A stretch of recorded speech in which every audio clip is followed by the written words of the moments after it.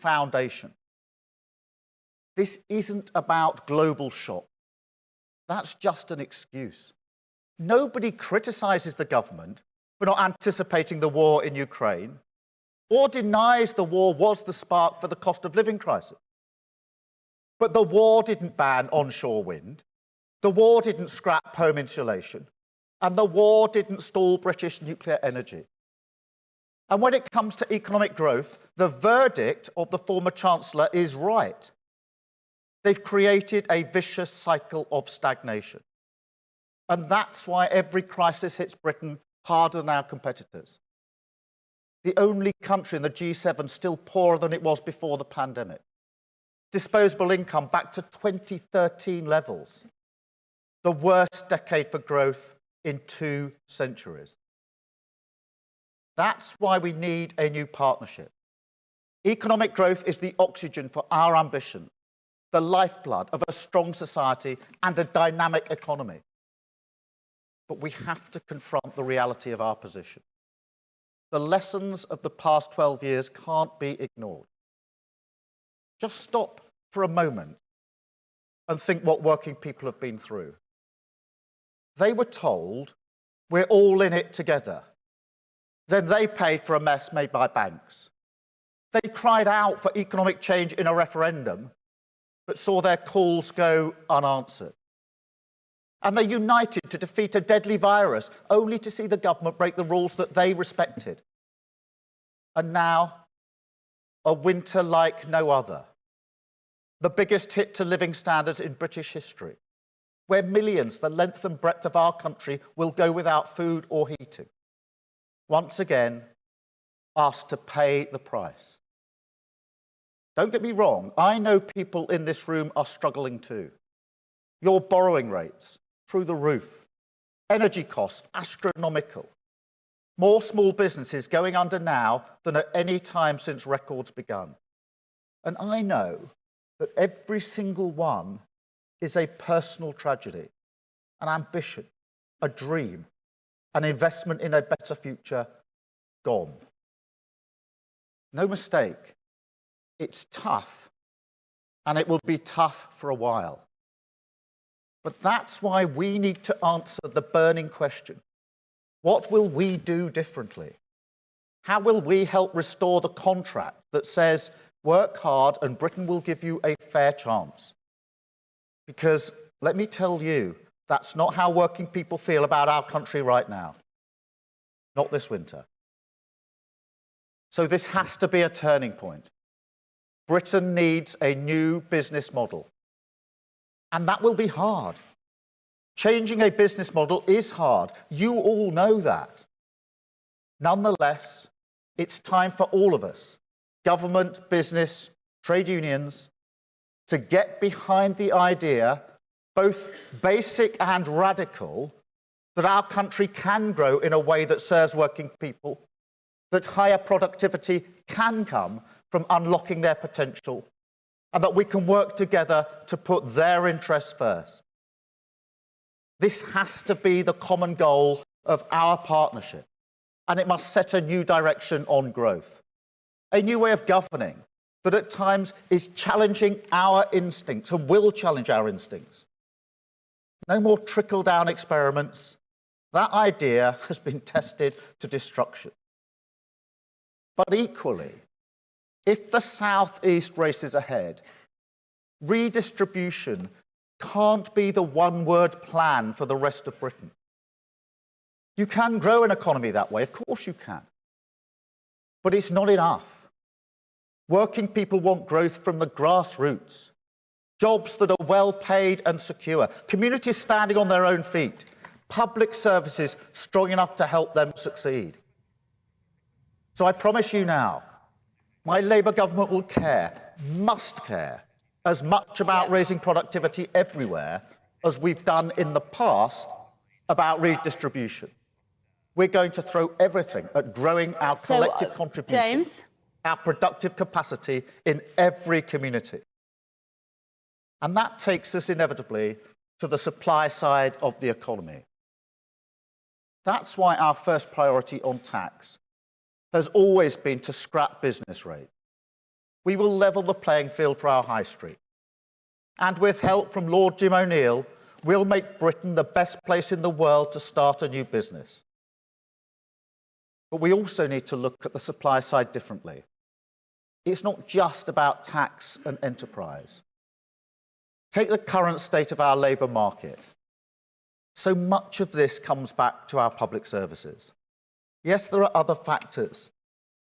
But you can't tell me that the number of older people falling out of work has got nothing to do with the millions stuck on NHS waiting lists, or that the growing number of people suffering with mental health isn't a drag on our productivity. No, the state of our public services is an economic crisis just as much as a social crisis. So we will launch the biggest training programme since the creation of the NHS. Increase capacity with more doctors, more nurses, more health visitors. Reform the employment service to get more people back to work. Give everyone who needs it access to mental health treatment within 4 weeks, and build a modern childcare system that supports parents, especially women, to flourish. This is what the US Treasury Secretary Janet Yellen calls modern supply-side economics. And that's the philosophy that will drive us to do the hard yards on growth. But we'll also need to be pragmatic on the basic lack of people. We won't ignore the need for workers to come to this country. We can't have a situation, as we did with HGV drivers, where temporary shortages threaten to cripple entire sectors of our economy. That would be anti-growth, and it would be anti-business. But I want to be clear here. With my Labour government, any movement in our points-based migration system, whether via the skilled worker route or the shortage occupations list, will come alongside new conditions for business. We will expect you to bring forward a clear plan to boost skills and more training, for better pay and conditions, for investment in new technology. Now, we can talk about how this is done. Dialogue is at the heart of partnership.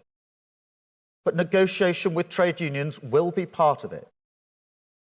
I said at the TUC conference, my Labour Party is unashamedly pro-business. And I say here today that trade unions must be a crucial part of our partnership.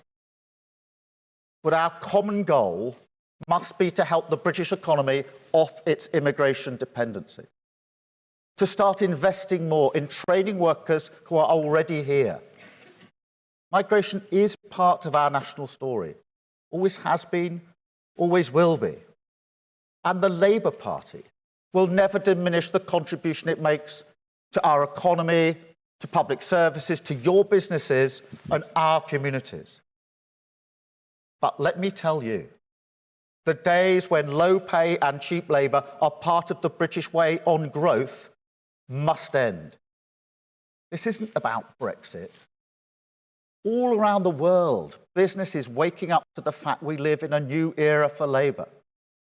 And while they're adapting, our low growth model is holding us back. It's why we've set out a new deal for working people that will deliver higher pay, stronger rights and better work.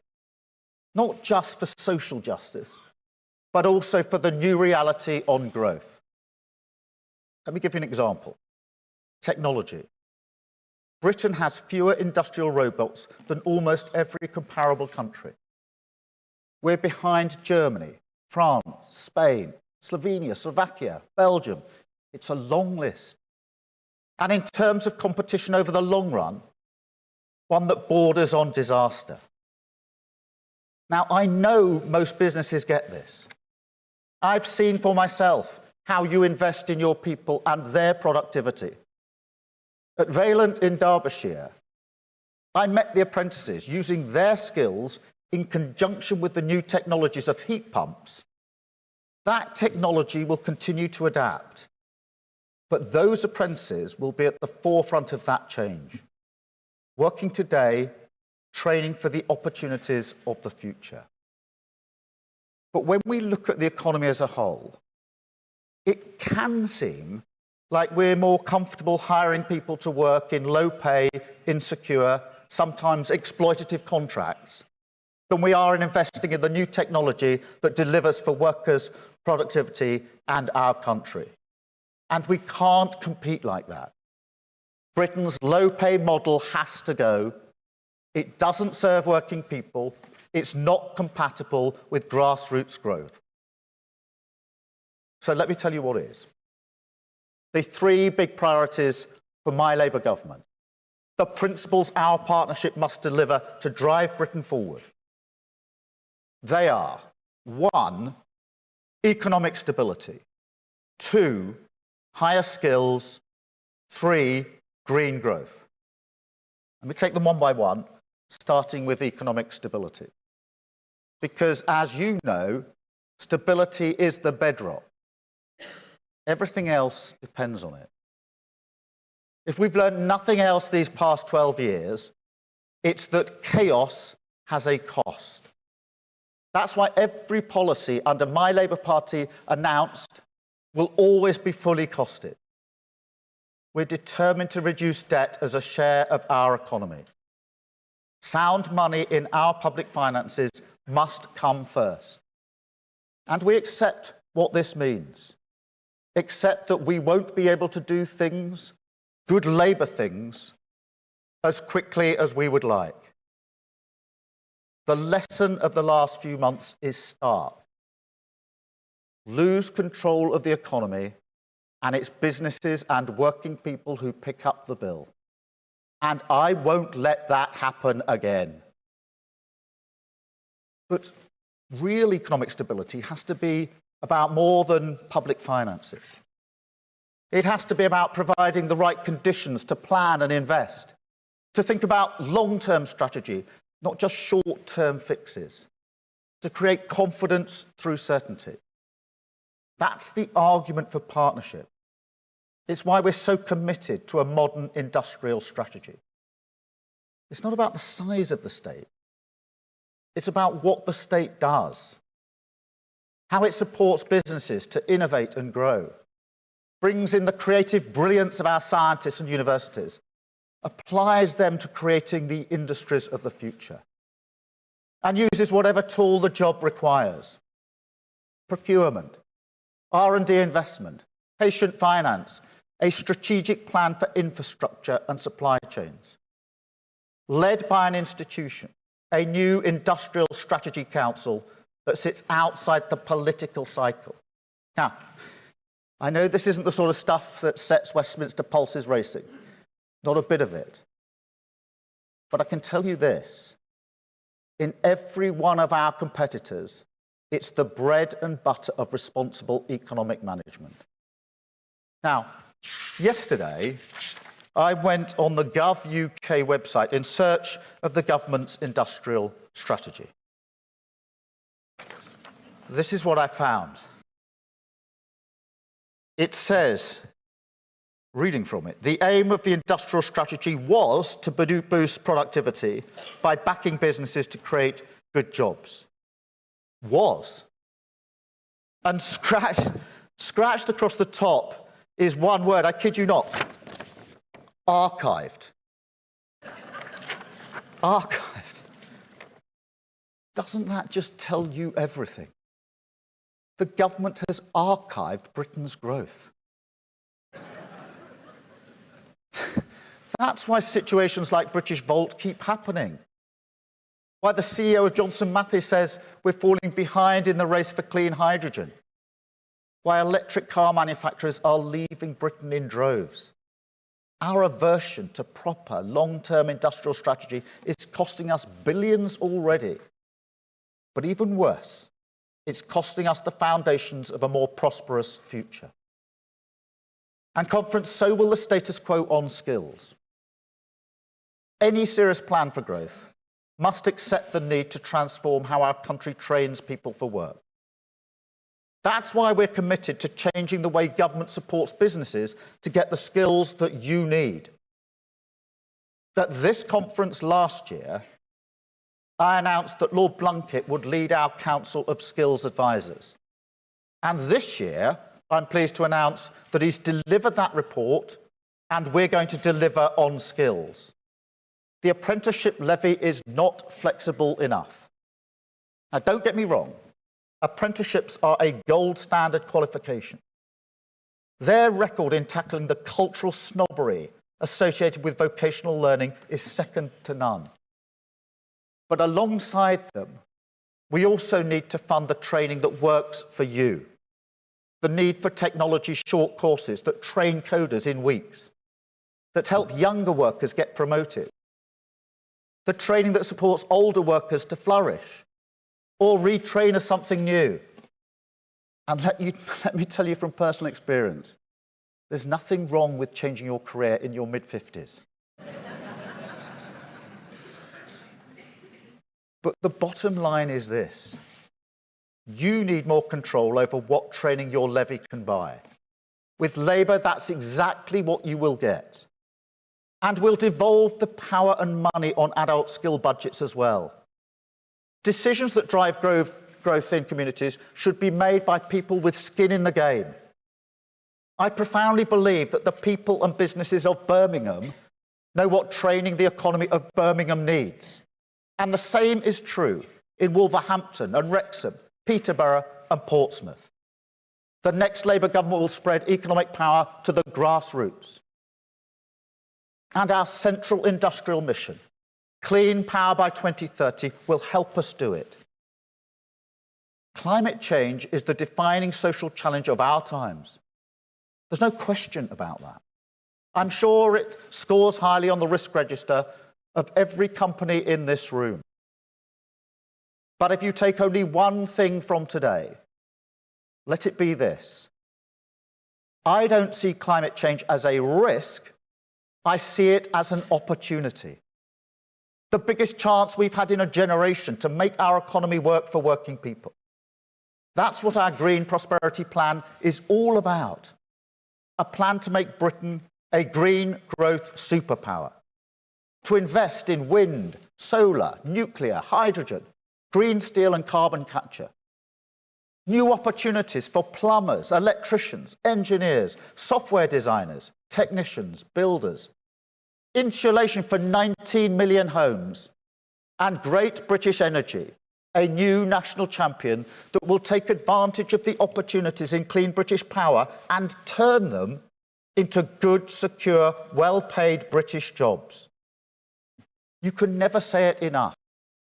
Clean British power is cheaper than imported fossil fuels. 9 times cheaper. If we have more of it, businesses and working people will get cheaper bills. The country enjoys independence from tyrants like Putin. And we give every community a shot at the green jobs of the future. Clean hydrogen in South Yorkshire, Merseyside and the east of England. Offshore wind in Scotland, Teesside, eastern North Yorkshire. Solar power growing rural communities in the southeast, the southwest, and yes, here in the Midlands. It won't be easy, we know that. On planning, on Ofgem's remit, on getting ahead of demand issues with the grid. We not only see the battles ahead, we'll run towards them. Because nothing reeks of decline more than the idea Britain no longer knows how to build things. I won't accept that. And with real partnership, we'll win. The same is true on finance. Big ambitions require public investment, and we will provide it. But we know that the real game changer is private investment, and that this is the perennial challenge for British productivity. That's why we'll also set up a national sovereign wealth fund and use it to manage risk on the critical investments we need to become a green growth superpower, but also to create spillover opportunities for businesses and supply chains right across the country in manufacturing and services. That is what an industrial strategy and partnership must deliver in a nutshell. A new way of managing our economy, a fresh start for Britain.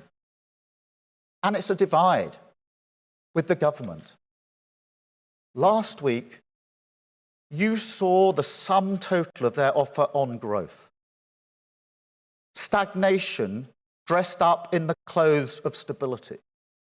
Decline paraded as tough decisions. Tough decisions will be challenging their party on planning, on onshore wind, on industrial strategy. But they don't have it in them. Don't understand that to be a careful steward of the economy in a volatile world, you need to be proactive, need to intervene to secure stability and growth. I'll put it simply. Every business in this room has a strategy for growth. A nation needs one too. Because the headwinds we face, climate change, artificial intelligence, caring for an aging society, mean that a hands-off approach just isn't fit for purpose anymore. And I'm not going to give up on growth that easily. I believe in our country. I believe in our businesses, and I believe in our people. Britain deserves better. A new partnership for prosperity. The path to a greener, fairer, more dynamic country. To higher wages, higher skills, higher productivity. To leading the world on the greatest challenge facing our planet. To give working people a sense of hope, aspiration, and possibility once again. Thank you, conference. Thank you.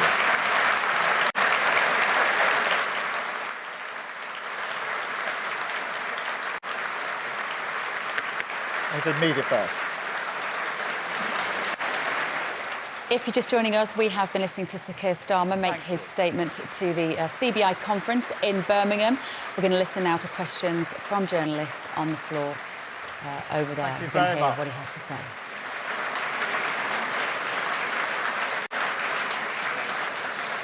We're going to take some questions, and I'm going to start with the media. So I'm hoping we've got Alex Forsyth from the BBC here with us. Alex. Hello, Sir Keir. Thank you. Alex Forsyth, BBC News. You talk about the need for businesses to invest in skills and training in the UK workforce, but that will take time. And you would have heard from business leaders here about crippling labour shortages now that are hampering growth. So how far would your pragmatic approach go in terms of increasing immigration in the short term? And how much is your stance on this driven by political considerations as much as economic ones? Well, Alex, just let me take the final part of that question first, because I am utterly frustrated at the short-term fixes. What we've had for the last 12 years is the repetition of the same argument, whether it's on energy, whether it's on skill shortages, which is, what are you going to do in the here and now? Don't address the mid-term and the long-term. And we keep going round and round this circle. The crisis is now sticking plaster, never the medium and the long-term. And that is holding us back. So I believe profoundly in the argument I'm making about skills here. I remember back in 2015, when I first came into politics, I was the Shadow Immigration Secretary. I'm a glutton for punishment. But talking to many people in this room, we had a discussion about skills, and it's not dissimilar to the discussion we're having today. So if we always see this as a short-term fix, I will be pragmatic, of course I do. I don't want a repeat of what we saw last year with HGV drivers. I get that. As I say, that's anti-growth and anti-business. But we have to address the medium and the long term. And it's a feature of the last 12 years that we haven't got to grips with the medium and the long term. And that will hold us back. And that's why, of course, we'll be pragmatic.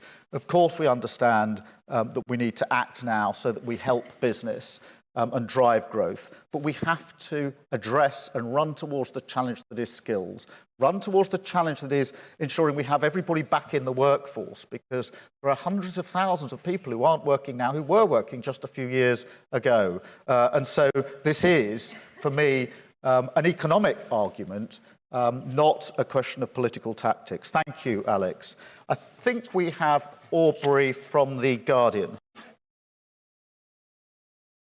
Hello, Sir Keir. You alluded in your speech to the importance that you want to place on economic stability. Can you be a bit more frank with the public and business leaders in this room about the sorts of policies that you think you won't be able to implement as quickly as you would like if Labour wins the next general election?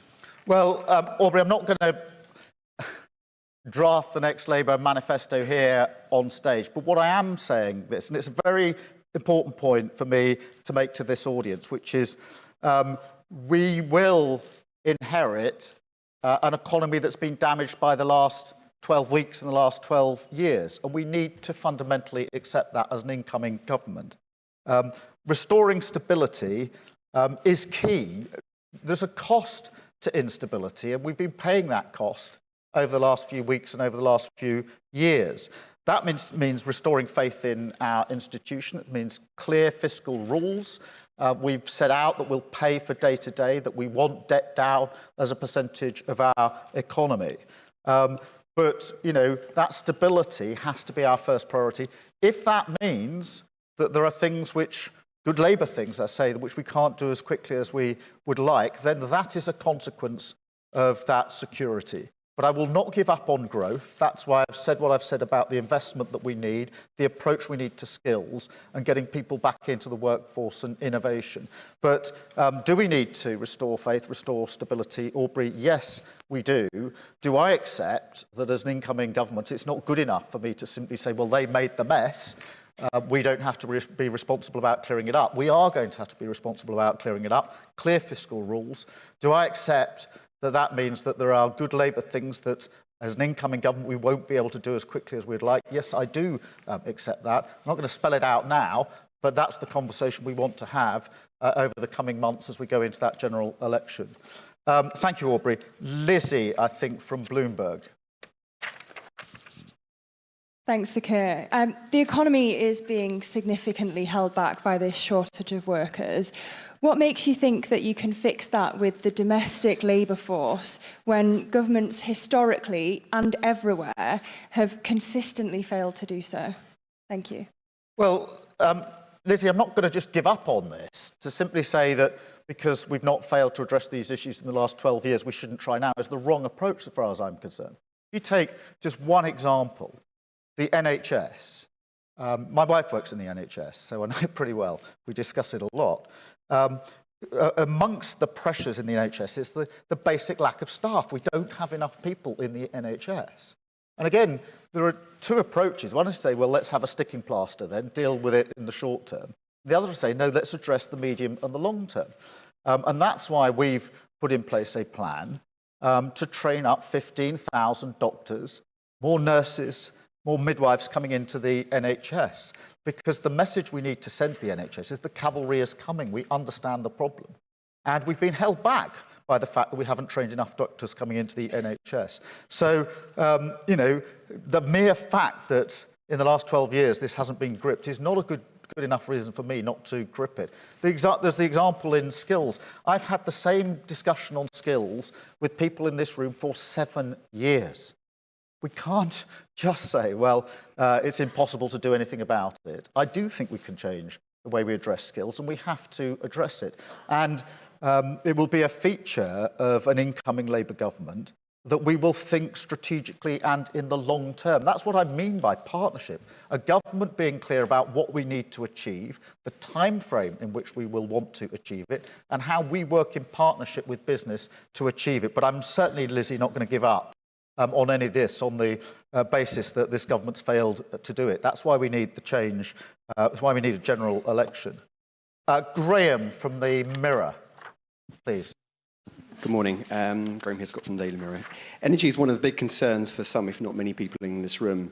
What would Labour do to help those companies? And given the wider energy crisis, what would the party do to help businesses and households? That doesn't mean yet higher government borrowing or the need for deeper spending cuts.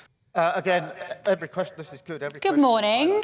Thank you for joining us. If you've just tuned in, you've been listening to Keir Starmer at the CBI conference making his case for a Labour government and what they would do for businesses. I am Bev Turner. I am here until 12 o'clock. So what did Keir Starmer say? We're going to be looking at this, comparing it also to what Rishi Sunak said yesterday at the conference. I'm joined in the studio now by Tom Harwood, who has been hanging off every word that Keir Starmer said there, Tom. How do you think it did compare to what Sunak was saying yesterday? Do you know what? To some extent, I think it was a more eloquent speech than Rishi Sunak was able to deliver yesterday. Sunak much better in the question and answers session with those in the audience than he was in his sort of stilted delivery about his plan for growth, which didn't really include many elements of growth other than education reform and protecting some R&D budgets. Sir Keir Starmer is using this as a much more stark opportunity to try and convince, particularly the business community. Let's not forget, this is the Confederation of Business Industry he's talking to, of British industry he's talking to. He's trying to really set out that the Labour Party has changed in many ways, and perhaps in ways that this audience doesn't necessarily want to hear. The big headline-grabbing line from this speech, of course, was we need to wean ourselves off migrant labour. Now, that's directly in contrast to what the CBI was calling for yesterday, saying that we needed to expand shortage occupation lists and the like. So the Labour Party, whilst it's leaning into business in some areas, clearly leaning more into the red wall in other areas, ultimately in quite a well-pitched attempt to convince the country and the business community that the Labour Party has fundamentally changed. Because, of course, yesterday Rishi Sunak did a whole speech which was very much him being positive, being optimistic, doing that smiley thing that he does when you're not quite sure what's going on behind the eyes, and made a huge deal about technology and artificial intelligence, and this was our route to the future. Keir Starmer spoke to people, it felt, today, in that he'd mentioned the NHS much more. He mentioned the fact that we need economic stability. And he had that same tone, didn't he, Tom, which he does, which was about, I have tough decisions to make. I mean, it's easy to do that when you're in opposition, right? Maybe you can... It's an easier speech to make because you're just pointing at the things that are going wrong. Right, that's certainly the case. But he did repeat this phrase that we've heard a number of times now from the Labour leader, which is, we will not be able to do everything we want to do in government. Yeah. Good Labour things, his words, will not be able to be done as rapidly as he might want. This is a real pitch for sort of stability and sensibilism, if for want of a better phrase. To some extent, it's a very similar pitch to the one that Rishi Sunak made to the Tory party over the summer. Yeah. It's a very, very interesting situation that we're finding ourselves in that the Labour Party and the Tory party are sounding very similar in a lot of these issues. Tough decisions, fiscal rules, all the rest of it. But something that Sir Keir Starmer was saying, which was a continuation of his conference speech theme, is this idea of green growth, of trying to sort of pitch the future of this country as big investment and construction in green industries. Now, that might be something that's sort of good to hear for the CBI audience there, because we know that the way that the world is going, we know that the sort of funnels of investment are going into things like wind farms and solar farms and the rest of it. And indeed, the Labour Party has changed its tack recently to become more unequivocal in favour of nuclear power as well. A growing consensus there between at least the Tories and the Labour Party on that issue too. So I think energy, green growth, another really clear strand of this speech. But again, there is that problem that the Labour Party always has. What the Labour leader says isn't always what his backbenchers may well want. And we can't forget that this is a party that, of course, was led only a few years ago by an ardent revolutionary socialist. And the question is, will people really believe that just because the front man has changed, is saying much more pro-business sort of rhetoric, has the party itself fundamentally changed root and branch? That's the question. Well, he made a defence of the unions as well, didn't he? Which, of course, we didn't hear from Rishi Sunak, I don't think, yesterday, to probably appease those union members who do want to look up to Keir Starmer. Thank you, Tom. We're going to be talking a little bit more about this, no doubt, with my panel this morning. I've got Maya Toosey here, I've got Lembit Opik and Tonya Buxton. We're going to be looking at all the stories in the papers. We're also going to be looking at the COVID-19 inquiry. This is going on at the moment. It isn't getting a huge amount of publicity, but maybe that's because it's all being done behind closed doors, largely. But there are serious questions about the terms of the inquiry, and that it is being influenced by lockdown advocates. We're going to be discussing that as well in just a moment. That's after the news.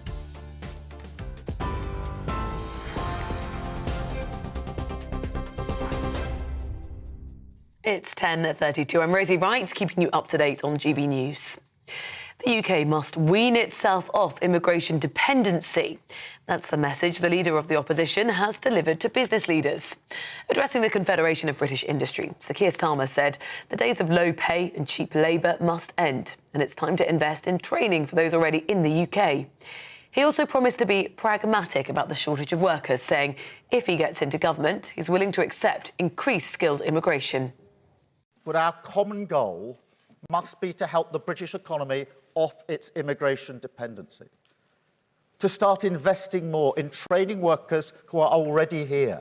The days when low pay and cheap labour are part of the British way on growth must end. This isn't about Brexit. All around the world, business is waking up to the fact we live in a new era for labour. And while they're adapting, our low-growth model is holding us back. Energy suppliers have been named and shamed for failing vulnerable customers, with the regulator Ofgem saying there were problems across the board that needed to be urgently addressed. A review found severe weaknesses at 5 companies: Good Energy, Outfox, SO Energy, True Energy and Utilia. In total, 17 suppliers have been told they need to improve their approach to vulnerable customers. The King is hosting his first state visit as sovereign. His Majesty will welcome the South African President Cyril Ramaphosa during a ceremony at Horse Guards Parade. The event will also be attended by the Queen Consort and the Prince and Princess of Wales. We're on your TV, online and DAB+ radio. It's GB News.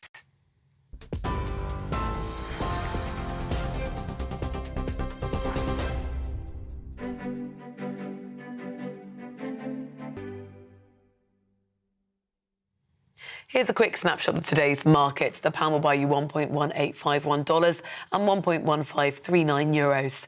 The price of gold is £1,473.94 per ounce, and the FTSE 100 is at 7,442 points.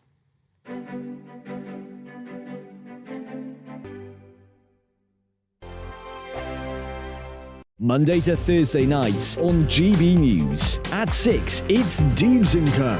7 o'clock, Farage. At 8, join Mark Stein. And at 9, Dan Wootton Tonight, followed by Headliners. On TV, radio and online. This is GB News. We are GB News, the People's Channel. Why not take us home with you by visiting the GB News shop at gbnews.store. You'll find all the official merchandise, a really good present actually for yourself, your friends or your family. We ship across the UK mainland at no extra cost. GB News, the People's Channel.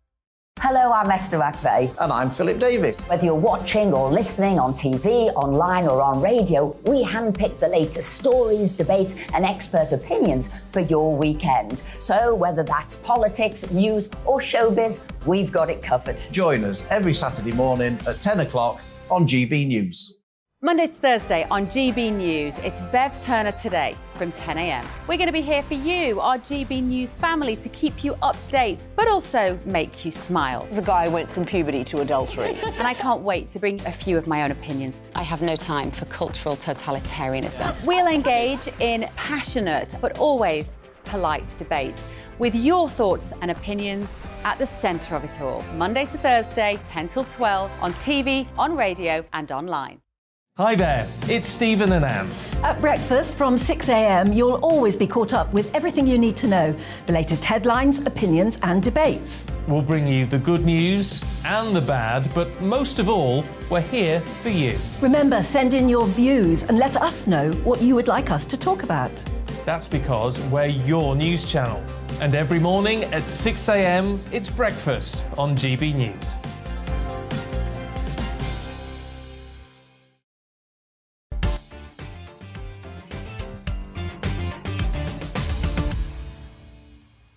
Very good morning to you. It is at 10:37. This is Bev Turner Today on GB News. Now, we've got a poll running this morning on Twitter. We are basically looking to get the temperature of the nation, particularly on what Sir Keir Starmer said about the days of low pay and cheap labour must end by looking at the immigration situation.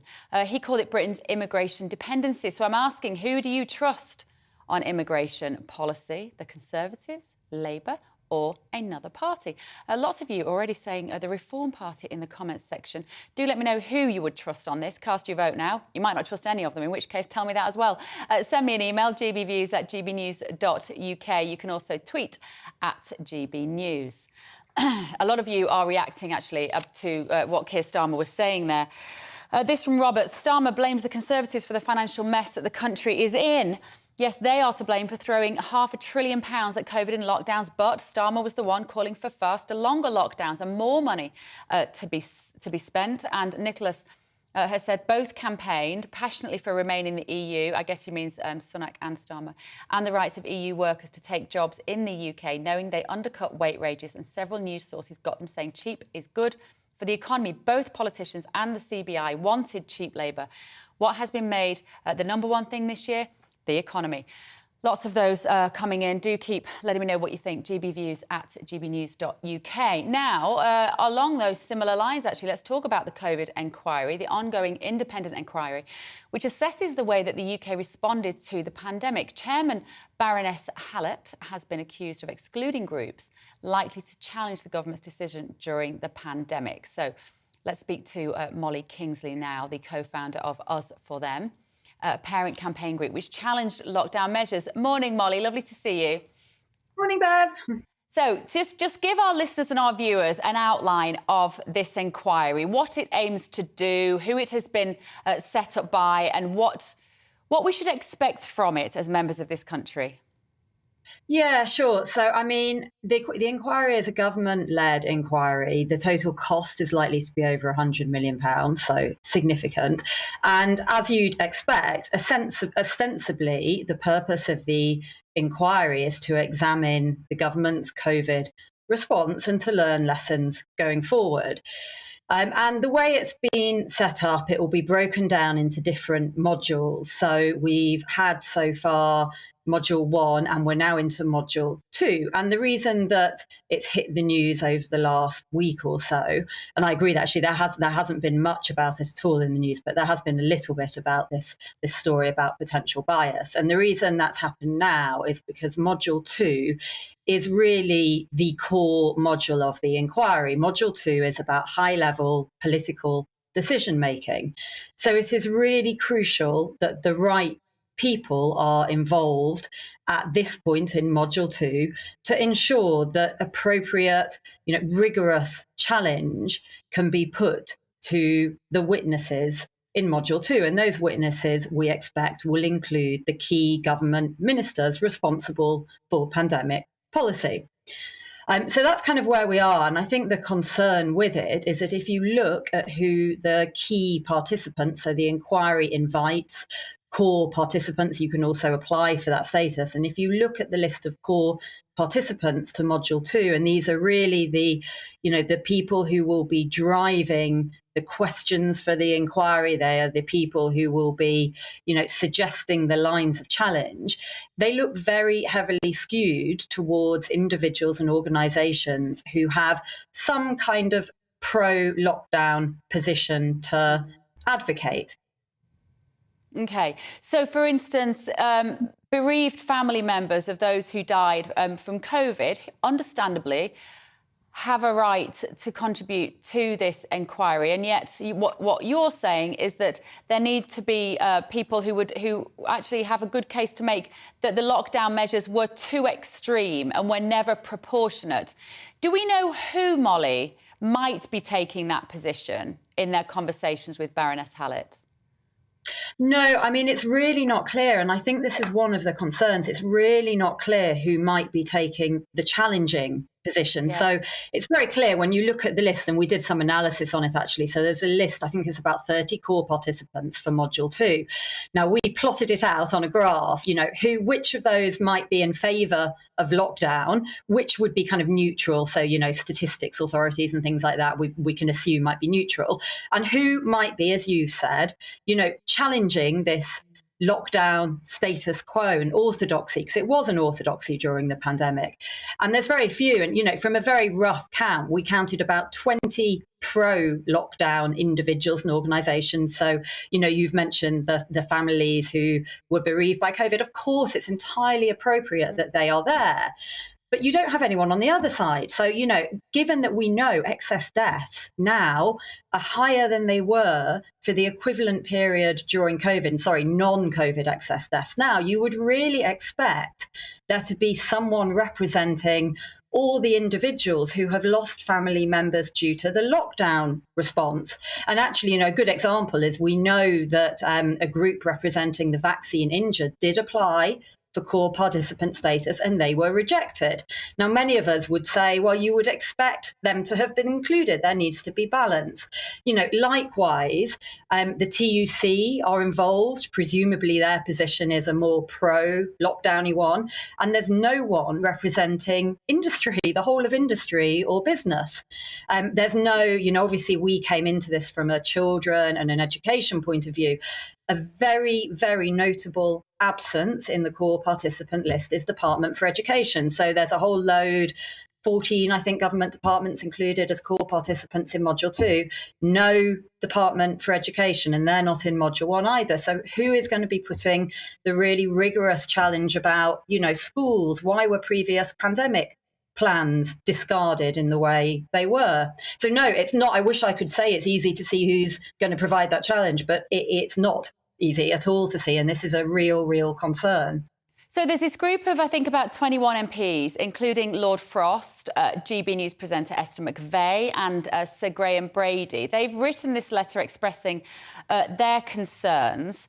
Do you think they'll be listened to, Molly? Is there any way to break through what appears to be a I was going to say a locked down, forgive the word, but a locked down echo chamber of people who just wish to tell Baroness Hallett that next time, and there will be another pandemic, we have to lock down sooner, harder, close schools earlier, have more mandates. Is anybody going to break through, do you think? Is there any cause for optimism? Well, I really hope so. I mean, look, it's great that this letter has been sent, and it's great that it does seem to have woken people up a little bit to the fact that, like, this is happening, and it's happening now, because I agree it's very odd that there's been less live coverage of it, actually, and it's great you guys are doing this, because you would expected there to have been more. Now, this is going to be going on, you know, certainly for the next year. There will be other modules, and, you know, to be fair to Baroness Hallett, it is possible that the approach she is taking is to keep the core participants very narrow for this module and to introduce other voices later. If that's the case, you would hope that key decision makers, so, you know, Hancock, Johnson, etc., you would hope that they will be called back as witnesses for later modules. You know, that obviously doesn't work if actually they're only going to be called as witnesses in this key political module. So I think the hope must be that this group of peers and politicians keep up the pressure at every module. And actually, if there are concerns that the right questions have not been asked at this module, they need to be asked later. Because actually, you know, it's a waste of money. It's going to waste £100 million otherwise, but it's going to set a disastrous precedent. It does set a disastrous precedent. And I think, Molly, all that any of us have ever wanted is a fair and open debate about this, and the frustrations that will be felt if we don't get that will be immense. Molly Kinsey there, co-founder of Us for Them. Thank you so much for joining us today. Let me know what you think. gbviews@gbnews.uk. OK, moving on. Senior figures in Rishi Sunak's government are reportedly considering putting the UK on the road to a Swiss-style relationship with the EU. The government's former Brexit negotiator, Lord Frost, voiced his displeasure at the plans on Twitter, warning, "I hope the government thinks better of these plans fast." But Rishi Sunak has denied that they are doing anything like this, saying, "I voted for Brexit. I believe in Brexit." Well, let's talk to Peter Klepp, who is the editor-in-chief at Brussels Report. Good morning, Peter. Thank you for joining us. Can you clarify for our viewers and our listeners, who will be slightly on tenterhooks, a little nervous if you voted for Brexit, to hear that these conversations are going on, what is the relationship that Switzerland has with the EU? How does that work? Well, basically, Switzerland has a deal that it does not enjoy full access to the EU market, but only partial access in return for taking over selected EU regulations. So if the United Kingdom would do that, yes, it would gain more access to the EU market, which would be good. but it would sacrifice sovereignty because for selected economic sectors, it would no longer be able to set its own regulations, but it would be forced to take over the regulations of the European Union without being able to have a say over it. How does it affect migration? If we were to have the same deal as Switzerland, what would that mean for the movement of people in the UK and across from Europe? The Swiss, they have agreed freedom of movement with the European Union. So that would be, let's say, also a step back in terms of sovereignty for the UK. However, in the leaks by the Sunday Times, it's described that the UK government or the people working or supposedly working on this would not be demanding or would be demanding not to have freedom of movement included in this. So, I mean, fundamentally, the Swiss deal is pick and choose. That's why actually the European Union does not really like it. It has been trying to reform the deal, but so far it has failed to convince the Swiss. Objectively speaking, Peter, do you think that Brexit has had a negative impact on the UK? Well, I think it's hard to deny that the extra friction that you now have on trade between the EU and the UK has, of course, an economic cost. We can argue how high that economic cost is. But secondly, I think it's also important to stress that the United Kingdom has not yet exploited the opportunities offered by Brexit. So I think, Brexit was always a second best. In the first best, the EU would have listened to the UK concerns and would have reformed back to a proper, arrangement to scrap trade barriers. But the UK has not engaged in full-scale deregulation. It has not, for example, scrapped the GDPR, innovation hostile EU regulations. It has not waded into alleviating the chemical industry from the EU REACH regulations. And typically, industry is not demanding that because they have invested so much money into complying with these regulations. So I predict that when the EU will update these regulations that the UK has taken over, then we may see, but that's of course a long-term thing, benefits of Brexit in the sense that then the British will not take over some of the hostile, innovation hostile regulations of the EU. OK, thank you, Peter. Peter Klepp there, Editor-in-Chief at Brussels Report. Now, one person who is furious about these reports is the Deputy Leader of UKIP, Rebecca Jane, who joins me now, regular face on GB News. Rebecca, lovely to see you as always. So, as the Deputy Leader of UKIP, what did you make of it when you heard these rumours that emerged this weekend that perhaps somebody, somewhere within the Conservative Party is flirting with the idea of getting into bed with Europe in a Swiss way? Morning, Bev. Of course they are. Not remotely surprised. This was Rishi's plan all along, I suspect. We're being betrayed every possible way, and just when you didn't think that trust in the current government could get any lower, it has. 17 million people, over 17 million people obviously voted for Brexit, and their wishes and what they actually want is being completely denied. And now Rishi is trying to appease his pals and doing what he wants because he operates for the 1% and not the 99%, unlike the rest of us. So we've heard at the Confederation of British Industry today and yesterday, Rebecca. We heard from Sunak yesterday, we heard from Keir Starmer today. They are both being, let's just say, cautious around the issue of immigration because they know how divisive it is to the electorate in this country. But what I found really interesting was that all three questions from the media to both of them, yesterday and today, started with business needs more migration. We need more immigration in order to fulfil this jobs shortage. What's your perspective on that problem? No. I disagree. I dread to, agree with anything that really Keir Starmer says, but on this occasion, I think that he has a point that actually, rather than looking to Brexit is the thing that they now want to pinpoint as the saviour to all of our problems. It's not. If we reverse Brexit or we start doing any kind of Swiss agreements, it's not going to help our labour market. What we actually need to do is look after the people that are in our country now, pay them properly, give them the rights that we want to be giving them and that are right for them, rather than saying, oh, let's have more immigration. Because where on earth is that okay in any stretch of anybody's imagination? Let's get other people in from other countries so we can pay them less. No, let's just pay our people more and properly. They work hard for us.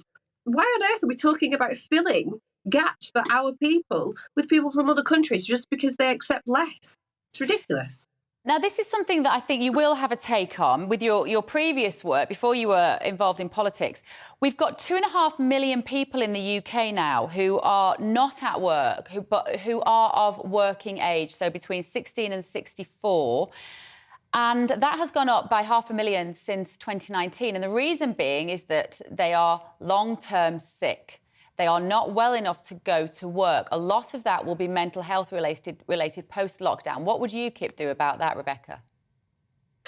I'm very vocal on this one. So I don't believe that businesses should be shying away from the responsibility of mental health of their employees. Personally, I think that we should make all businesses responsible for looking after the mental health of their employees, giving them private care, and therefore the NHS will be left for the people that desperately do need it and have nowhere else to turn. But we have to start taking responsibility somewhere, and we have to start doing something to help save our NHS, because right now it's broken for many reasons. But one of those is that business owners need to be taking responsibility for their employees and helping them to live happier and healthier lives. And right now, they don't. Do you think that's one of the changes that you've brought to UKIP, Rebecca, in your position? Because I don't remember that being a UKIP policy before you arrived, that we have to prioritise the mental health of British workers. Yeah, absolutely it is, because, we're about people and we're not about politics, as obviously I keep on ranting on and saying. And that's my thing, is that, I'm not one of these technology wizards. That's just not what I've ever been about. I'm about people, and I'm about helping people and listening to them, which is why things like Brexit are important to me, because we voted in our masses to leave. Mental health is hugely, I'm never going to be all right with the fact that somebody can go to a doctor's surgery and be told that they can have therapy in 9 months' time. How is that acceptable? If you get told that your broken leg's not getting fixed for 9 months, there'd be absolute uproar. But for some bizarre reason, mental health seems to be completely and utterly forgotten. So, yes, it is a new thing for UKIP, but it is very much something that I'm very passionate about, because it is my arena. It's my job. Well, it's good to see good people in politics, Rebecca Jane. We need more of you. So good luck with what you're doing. Thank you for joining us. Right, it's interesting, isn't it? Let me know what you thought about all of that. gbviews@gbnews.uk. I've got some of your messages. I'm going to be reading them during the break, but we're going to be right back after this weather. Hello, I'm Aidan McGivern from the Met Office. Following such a soggy day yesterday for many of us, there'll still be some showers around today, along with a lot of cloud. But for many, actually, it is a drier and eventually a brighter day, although the legacy of yesterday's rain still with us. Low pressure across southern parts of the UK, weather fronts around that. These are weakening fronts, still providing a lot of low cloud for eastern England, some drizzly bits and pieces, and quite frequent showers into eastern and northern Scotland, even longer spells of rain here. Also some showers pushing into southwest England, parts of Pembrokeshire. But in between, actually, for many, it's a drier day with some sunshine coming through across western areas later on. But it's also going to feel on the cold side, 9 to 11 Celsius. Temperatures a little below average for the time of year. The winds pick up across the far north, Shetland in particular, along with some heavy spells of rain overnight, gales here. But elsewhere, clearing skies, lighter winds and a frost forming, especially across eastern areas, with temperatures in towns and cities down to 2 or 3 Celsius, in the countryside down below 0. But in the west, Well, it's not a cold start because here we've got wind and rain pushing through quite quickly. The band of rain actually moves swiftly across England and Wales during the morning, as well as Northern Ireland, pushes into Scotland by lunchtime, and then it comes to a rest across northern parts of Scotland, whilst sunny spells and showers replace it elsewhere. The most frequent showers will be in the west with a strong wind, gales around the exposed western coast, but this wind is coming from the southwest, so it's a milder direction. 13 Celsius in the south, 9 to 11 again in the north. Now, it's going to be a blustery night on Wednesday night with a lot of these showers rushing in from the Atlantic, and there'll be one or two showers pushing as far as eastern England, eastern Scotland, but most of the showers will be in the west. Further spells of rain coming in eventually on Thursday as well. A brighter day to come on Friday, but more rain on Saturday.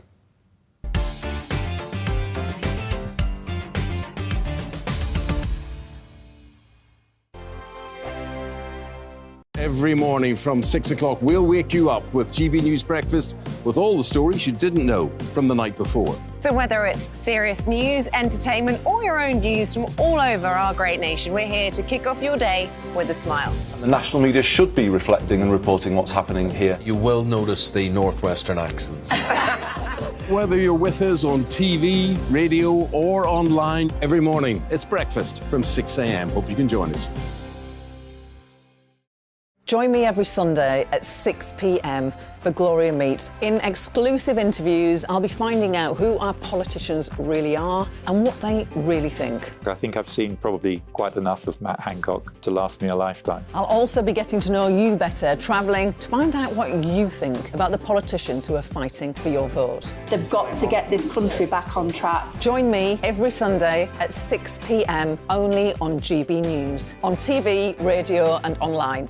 We are GB News, right across the nation. You can get us on television, on radio, on digital. We're absolutely everywhere. Amazing! You see, amazing! You remind me of me in the European Parliament. But here's the most important bit. We are not part of the mainstream establishment. We think and speak just like you do. We are the People's Channel. Magnificent. That's really, really thoughtful. Come and join us on GB News, the People's News Channel. My name's Tom Harwood and join me 9:30 a.m. every weekday for The Briefing, your one-stop shop for everything you need to know about what's going on in politics today. I wonder if this is a deal that might need to be like the biscuits in this factory, twice baked. Is there not an opportunity here to win out against the extremes? Tom Harwood, GB News. What are you going to do about it? Things should have been done differently, and they certainly are being done differently. Don't miss it. The Briefing with me, Tom Harwood, 9:30 Monday to Friday on GB News.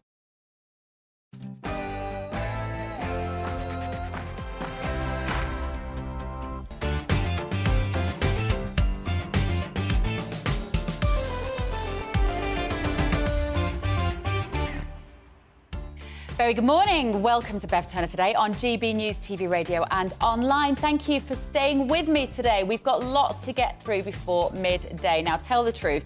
Did you take a long lunch break or rush home early yesterday to watch the footy? England beat Iran, didn't they? 6-2 in their first World Cup game, and Wales dramatically drew 1-1 with the USA. We're going to be debating all of that happened yesterday with the panel, and we're also going to be talking in a moment about the significant ruling. The Supreme Court here ruled tomorrow whether the Scottish Parliament can hold a second independence referendum. I'm going to be joined by my expert panel for a debate on the biggest stories, all coming up after the latest news.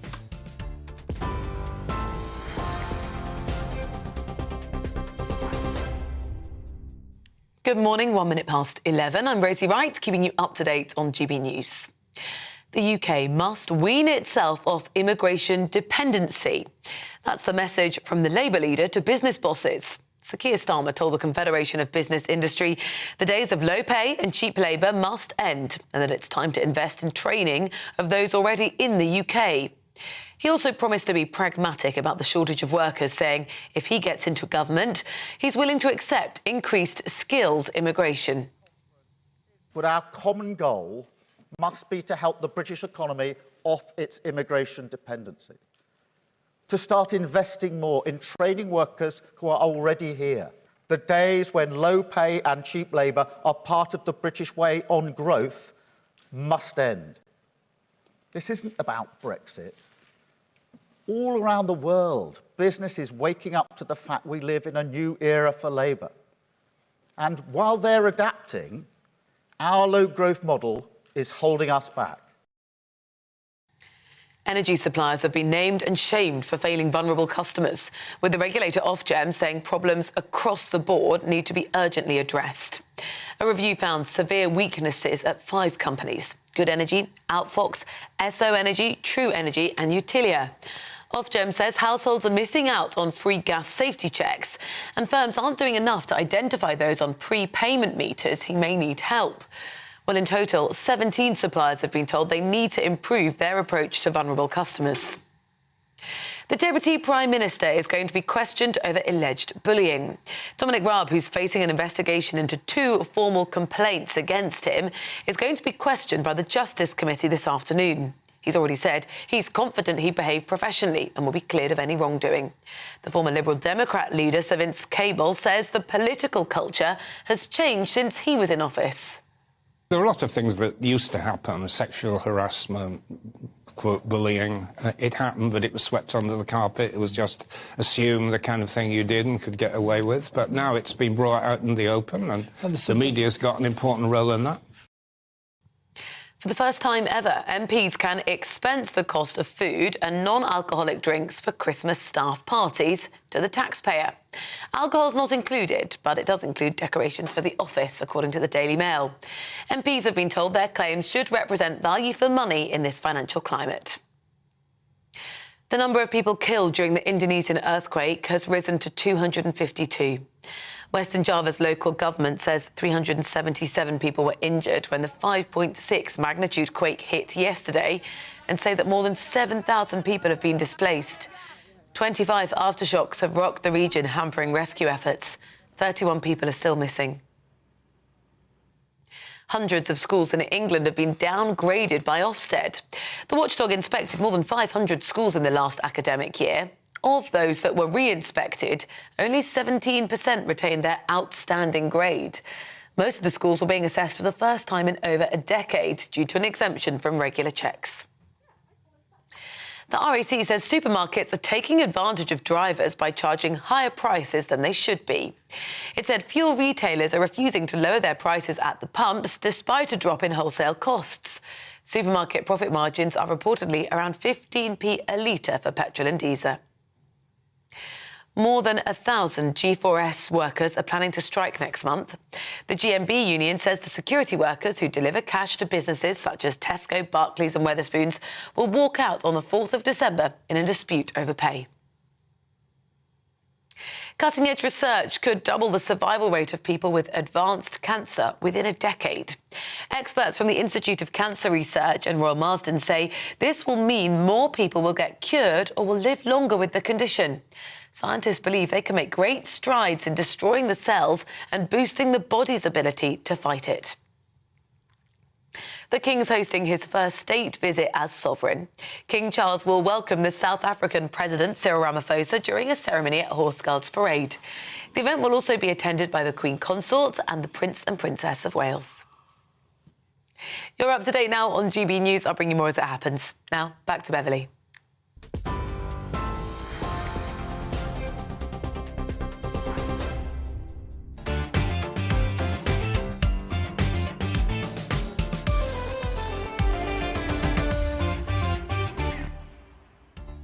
Hello, welcome to Bev Turner today on GB News TV, radio and online. Massive football day yesterday, wasn't it? The Three Lions secured their best ever World Cup start with a decisive victory against Iran. Of course, if you're listening on the radio, I'm just giggling at pictures of English supporters celebrating manically in pubs.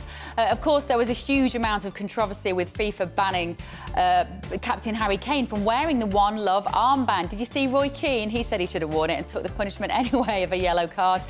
And Wales managed a late comeback to draw with America last night. Gareth Bale's heroics saw him score Wales' first World Cup goal since 1958. Plus, Dominic Raab is going to face a grilling from MPs today over accusations of bullying when he appears in front of the Justice Select Committee. Do you remember this story broke last week? Well, our political correspondent Tom Harwood is going to bring us the details very soon. And the Supreme Court will deliver its judgment tomorrow on whether the Scottish Parliament can hold a second independence referendum without Westminster's approval. I'll be chairing a debate on that a little later, discussing the pros and cons of an independent Scotland. And of course, I would like your views as well. Email me gbviews@gbnews.uk.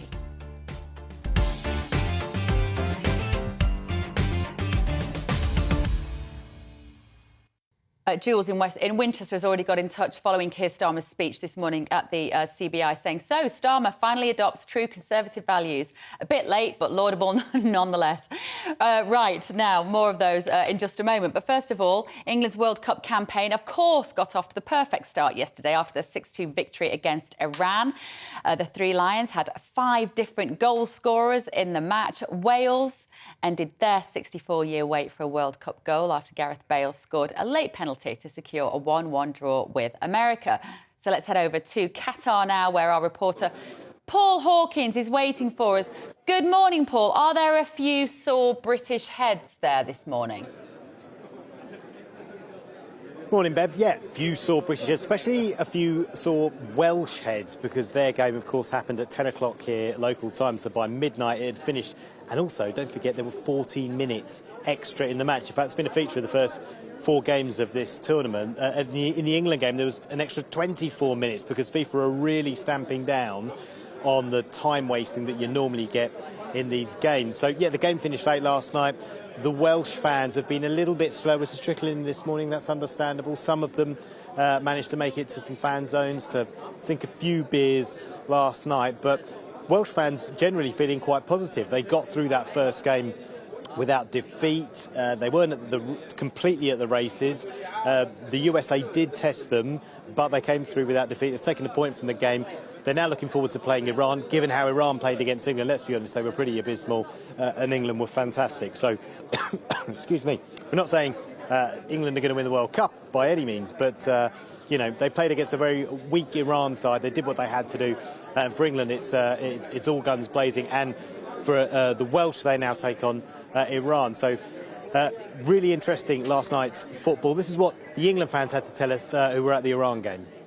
Yeah, it was amazing. To be honest, obviously 8 goals in total, 6 by England, and some of the goals were amazing. Saka's goal. Somebody came to us before and the game. asked Someone asked about it. If we noticed that Iran didn't sing their anthem. Yeah, they did. Because they were split in half. He had explained to us. Because people were speaking Farsi around us, and I said to him, what are they talking about? And he goes, they're all pretty upset because Iran's split between whether they can, and they just wanted to sing the anthem. There were problems for some fans, or reports of some fans having problems with their ticketing app getting in the game. Was that you guys? Yeah, actually, it was you. Originally we had a problem, and literally at the last minute, the ticket downloaded. But they were quite non-negotiable about the tickets. I think the advice is get there extra early. So we got there like 2 hours because before. the apps don't work very well. Okay, very well. So you got to allow for that extra time. Correct. So it looks like a great atmosphere there, Paul, despite the controversy building up to it, that maybe the fans wouldn't be welcomed in quite the same way, and that last-minute booze ban at the stadium. It looks like a very convivial atmosphere. Do you expect it to stay like that? Yeah, absolutely. That's the key word, convivial. It's a different atmosphere to other World Cups, and I don't say that as somebody who's been to another World Cup. That's what I've been told by other more experienced World Cup attendees, but they've said it's very different here. It's a great atmosphere. It's a convivial atmosphere. It's just more relaxed. It's more of a family atmosphere, taking the alcohol element out of it largely. It's not so you can't get a beer and you're going to pay top dollar for it, and it only in selected areas at selected times. But it's a more convivial family atmosphere, taking away that alcohol. England fans we've just been speaking to say, you know what, there's no aggro. Everyone's just very chilled out. I wish I'd brought my family to this World Cup. So it's definitely a different atmosphere. It's very chilled out, but it's still very, very convivial. I think there's a little bit of a cheer going on, because at the moment Argentina are taking on Saudi Arabia. And potentially there might have been another goal in that match. Argentina, by the way, winning 1-0 at the moment, a Messi penalty against Saudi Arabia. By the way, other games later today, because we're now into the 4 games a day stage. Mexico taking on Poland. That's quite an even matchup, so that should be quite a good game. We've also got Denmark against Tunisia. Denmark probably should edge that one. And then later on we've got France against Australia. No prizes for guessing that France are quite clearly the favourites there. And Australia are looking for their... Australia have been at the last 5 World Cups and they've never picked up a World Cup point. So they're looking for their first World Cup point at this tournament. OK, fantastic. Paul, you may not be the most experienced of World Cup reporters, but you are the best by a mile, and I hope you're having a great time out there as well. So thank you so much for bringing us all those amazing pictures. I could just watch those pictures all day as well, with all of the people milling around in the background and various flags. So we are very lucky that Paul Hawkins is out there exclusively for GB News. Now, moving on, Dominic Raab will face a grilling from MPs today over accusations of bullying when he appears in front of the Justice Select Committee. This comes as a top Whitehall official had to apologise over alleged bad behaviour by Raab. So our GB News political reporter, Catherine Forster, joins me now. Hello, Catherine. What could happen to Dominic Raab if these accusations of bullying are proven to be true? Well, there will be an investigation. Of course, he actually requested that last Wednesday morning, just before Prime Minister's questions, after 2 formal complaints of bad behaviour were made against him. But don't expect anything to happen anytime soon, because there is no mechanism in place, because Rishi Sunak currently doesn't have the person appointed who will undertake that investigation, nor does he have an ethics advisor. So first they've got to find the person, then they've got to carry out the investigation. But ultimately, when that concludes, it will be up to the Prime Minister, Rishi Sunak, to decide what to do with the information. Now, Dominic Raab, Deputy Prime Minister, was coming out of Cabinet earlier. I've been here since 7 o'clock, and he was asked if he was confident he would clear his name. He said he absolutely was. He feels that he has done nothing wrong.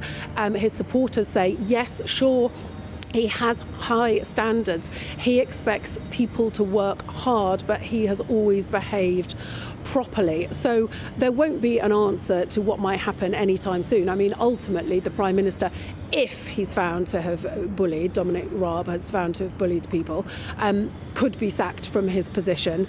But I think we're a long way off that. There's no means of knowing whether the investigation will conclude that indeed people were bullied. It's one of these grey areas, isn't it?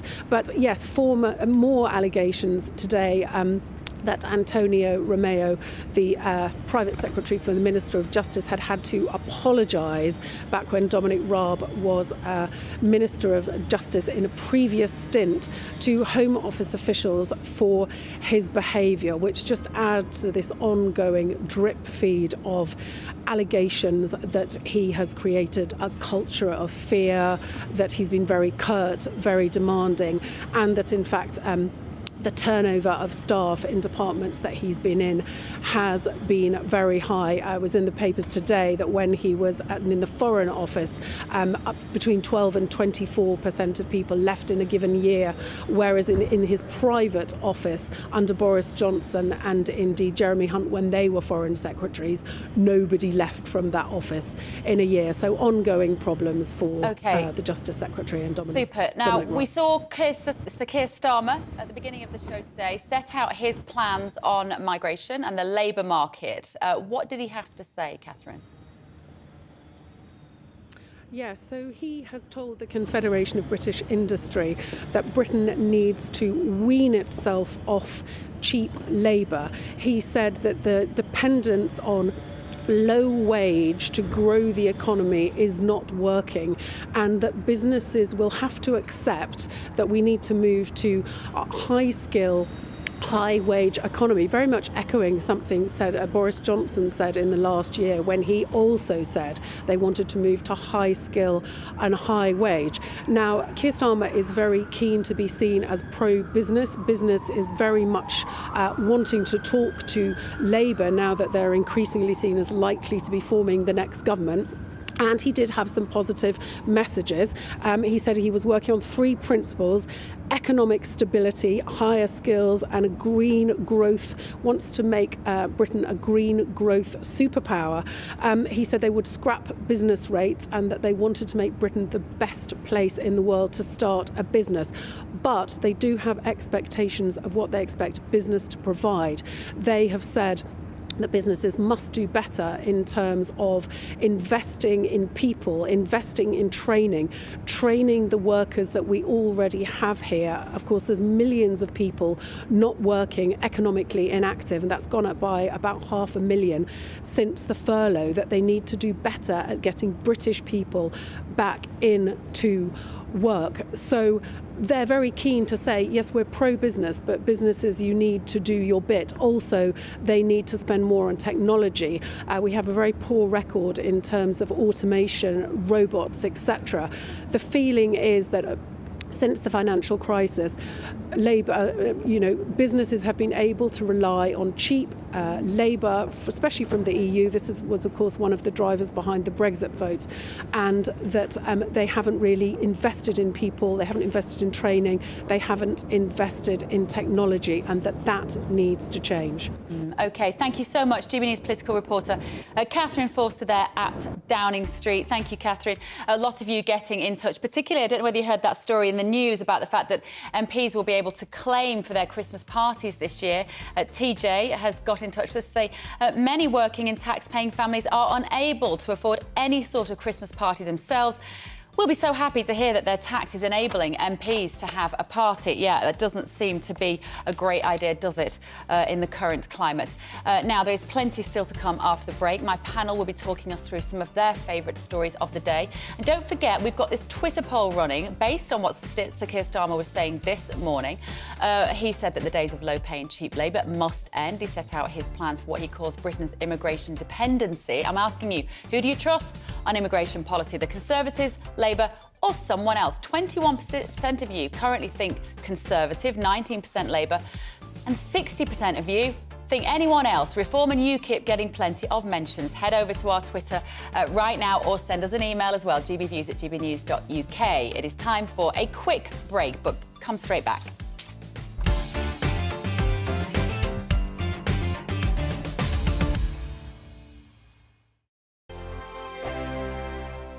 Monday to Thursday, 9 p.m. till 11 p.m. Join me, Dan Wootton. I'll bring you the sharpest takes and hottest debates. And it's about standards and public life. No, I'll tell you what's hypocrisy, Narendra. I guarantee you there'll be no spin. We believe in the UK. No bias, no censorship. It just doesn't make sense to me. He wasn't doing his job as Chancellor. And no reason to go to bed. So I guess they've always been quite woke. That's Dan Wootton tonight on TV, radio and online. Monday to Thursday from 9 p.m. till 11 p.m. on GB News. Every morning from 6 o'clock, we'll wake you up with GB News Breakfast with all the stories you didn't know from the night before. So whether it's serious news, entertainment, or your own views from all over our great nation, we're here to kick off your day with a smile. The national media should be reflecting and reporting what's happening here. You will notice the northwestern accents. Whether you're with us on TV, radio, or online, every morning, it's breakfast from 6 a.m. Hope you can join us. Hello there, it's Eamon Holmes here from Breakfast on GB News. We're not just on your television and your screens, you know. We're on DAB plus digital radio, so you can listen to your favourite shows on the move. If you've not yet listened to GB News Radio, it's very simple. We're on your radio player and TuneIn apps, on your smart speaker, phone or tablet, or online at gbnews.uk. Take us with you wherever you go. GB News Radio. You never have to miss a moment of the People's Channel. Join me every Sunday at 6 p.m. for Gloria Meets. In exclusive interviews, I'll be finding out who our politicians really are and what they really think. I think I've seen probably quite enough of Matt Hancock to last me a lifetime. I'll also be getting to know you better, travelling to find out what you think about the politicians who are fighting for your vote. They've got to get this country back on track. Join me every Sunday at 6 p.m. only on GB News, on TV, radio and online. My name's Tom Harwood and join me 9:30 a.m. every weekday for The Briefing, your one-stop shop for everything you need to know about what's going on in politics today. I wonder if this is a deal that might need to be like the biscuits in this factory, twice baked. Is there not an opportunity here to win out against the extremes? Tom Harwood, GB News. What are you going to do about it? Things should have been done differently, and they certainly are being done differently. Don't miss it. The Briefing with me, Tom Harwood, 9:30 Monday to Friday on GB News. Hello, I'm Simon Evans. Join me on GB News for Headliners at 11 p.m, where I'll be joined by two of the country's top comedians as we take a look at tomorrow's newspapers tonight. If it's a big story, we'll be covering it, I guarantee, but we'll also have some fun along the way. That's GB News Headliners at 11 p.m. We won't put you to sleep, unlike some of the other pay-per-review shows out there. So join us, 11 p.m, 7 nights a week.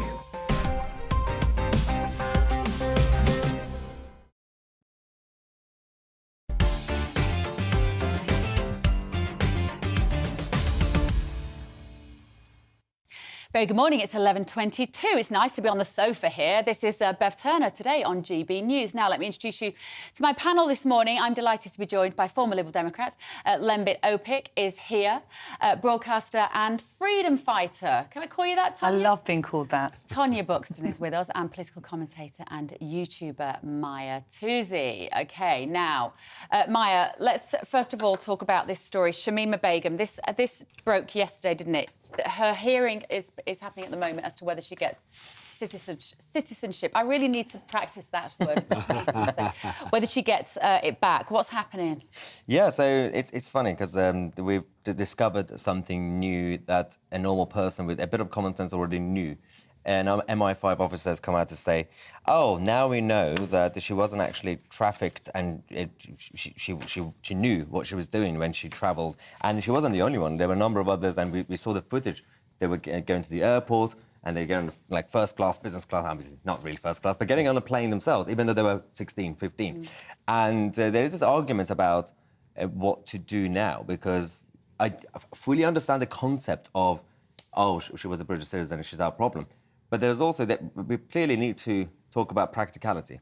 My only issue with her coming back, considering that she's not just a criminal, she's become the enemy of the state. The problem we have is that a lot of people are frustrated. The reason they don't want to hear is because they don't have faith in the justice system. If you guarantee that she'll be locked up forever, then some people will feel better about it. But maybe there's a case for rehab, of course. But no one's going to be convinced. Nobody is going to be convinced, and that's the main reason that, of course, now they say that she knew more than we thought. Because again, a normal person would have known that. I guess they're hearing all sides, aren't they? At this. Now, Tonya, you've got 4 children, 2 boys, 2 girls. At 15, they think they know everything and they don't know anything, don't they? They're children at 15. No, I'm sorry, no. You know that you know what you know good and you know bad at 15. If you've been brought up properly, you do know good and you do know bad. And yes, she was a child. Like you said, if I knew that she was going to come over and be punished for what she did, but there are mothers of soldiers, there are journalists who were beheaded during her time, and she knew that. There were disgusting crimes being done to children by the people that she went to support. So she knew. I still remember, I mean, I know I'm old, but I still remember what I was like when I was 15. And I know what my daughters are like at 15, and you know good and bad, and she knew what she was doing. So whether we should wash our hands on her or not, I don't know. I don't know what the political system is, but if she does come back into this country, she must be punished. She must be punished. She must either go to prison forever or she must become a tool for us to use to find out what route she went through and find some of those other people. But she's not innocent and she should not get off scot-free. Lembit Opik, what do you think? There's a dilemma here. At the age of 16, you're allowed to get married, have children. Now, that's a pretty big responsibility if we're saying that those aged people don't have an idea of right and wrong. But Labour want to make the vote 16, don't they? Well, and same in Scotland. She wasn't 16, she was 15, right, so they started grooming her at 13. All right, it's a moot point, though. You can go to other countries where the age of consent's even lower. Yeah. So you can't have it both ways. She was a British citizen. Right, yeah, OK. So what I'm saying is, notionally, whether you're 15 and a half or 16, you're in roughly the same place. And I'd be really disappointed if my children didn't know right and wrong, just like what you've been saying. But then there's a second problem, and this actually slightly confuses the issue. I worked as Shadow Secretary of State for Northern Ireland for a long time. I wasn't dealing with 15-year-olds. I was dealing with grown adults who had been terrorists. Now, they knew what they were doing too. In the end, they had a past, but they went on to be very successful politicians. So there are precedents in our country when you can rehabilitate people. I think that I think my colleagues here have said the common sense thing. If this person can really be used in some way to make our society better as a whole, then that's fine. But if we simply say, let's just forget the past, that would actually slightly ignore what we've done in the Northern Ireland precedent. Yeah, go on, Just a quick point. You mentioned, obviously, as a kid, knowing right and wrong. There's a difference in terms of the degree. Yeah, but a 15, 16-year-old doesn't know much about, if I take this substance, how much damaging it's going to be to my body, for example. Or, they don't understand economics, so a 16-year-old will vote Labour. But a 15-year-old, 14-year-old would know the foundation of good and evil.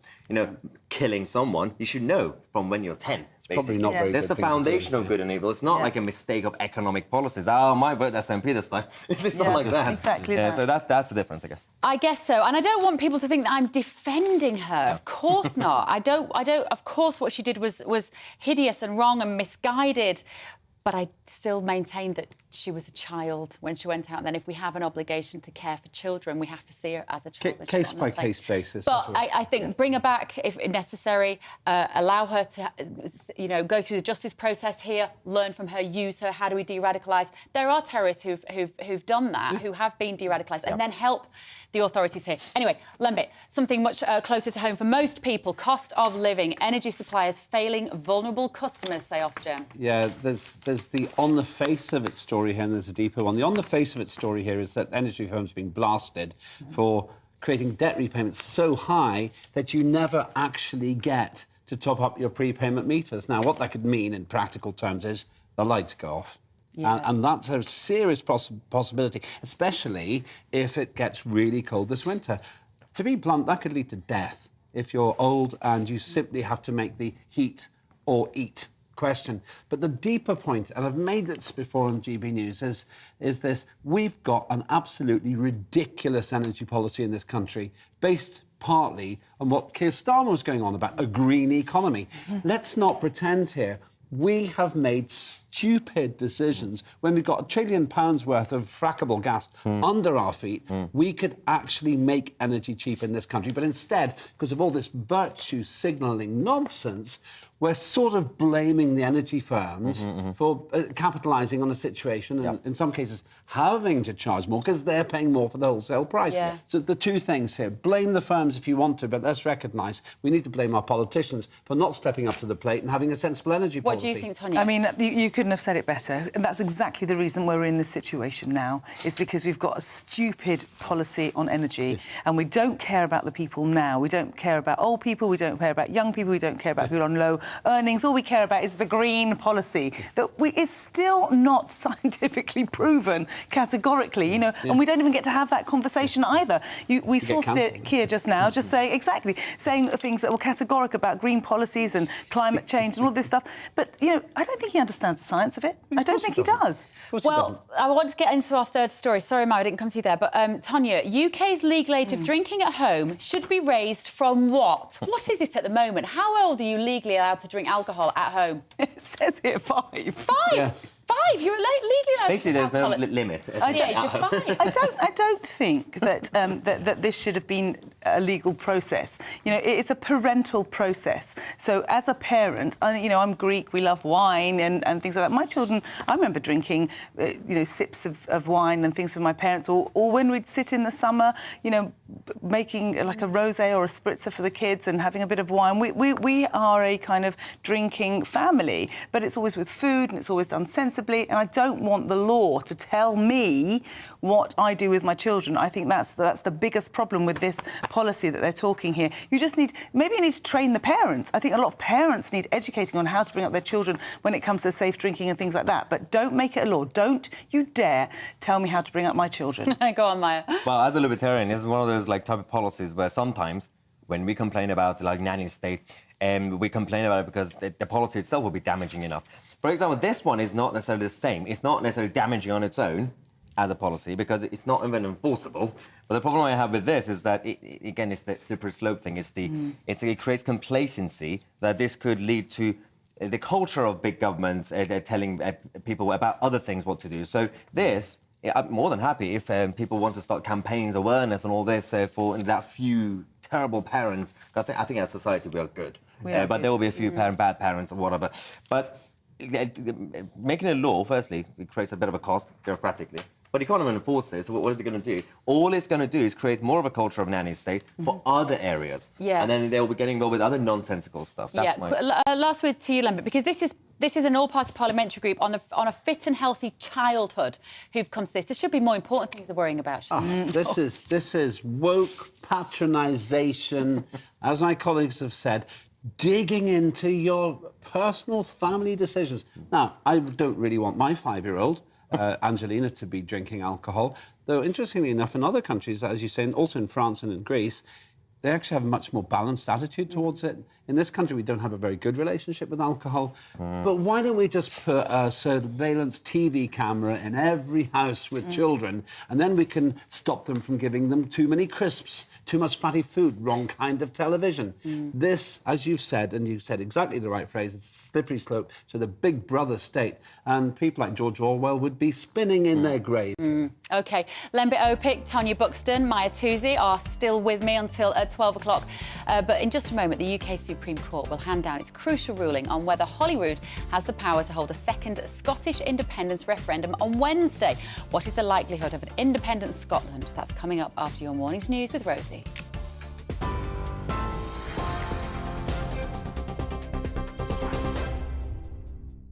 Good morning, it's 11:33. I'm Rosie Wright, keeping you up to date. The UK must wean itself off immigration dependency. That's the message from the Labour leader to business bosses. Sir Keir Starmer told the Confederation of Business Industry the days of low pay and cheap labour must end and that it's time to invest in training of those already here in the UK. He also promised to be pragmatic about the shortage of workers, saying if he gets into government, he's willing to accept increased skilled immigration. But our common goal must be to help the British economy off its immigration dependency, to start investing more in training workers who are already here. The days when low pay and cheap labour are part of the British way on growth must end. This isn't about Brexit. All around the world, business is waking up to the fact we live in a new era for labour. And while they're adapting, our low-growth model is holding us back. Energy suppliers have been named and shamed for failing vulnerable customers, with the regulator Ofgem saying problems across the board need to urgently be addressed. A review found severe weaknesses at 5 companies: Good Energy, Outfox, Esso Energy, True Energy and Utilia. In total, 17 suppliers have been told they need to improve their approach to vulnerable customers. King Charles is hosting his first state visit as sovereign, welcoming South African President Cyril Ramaphosa to London during a ceremony at Horse Guards Parade. The event will also be attended by the Queen Consort and the Prince and Princess of Wales. We're on your TV, online and DAB+ radio. It's GB News.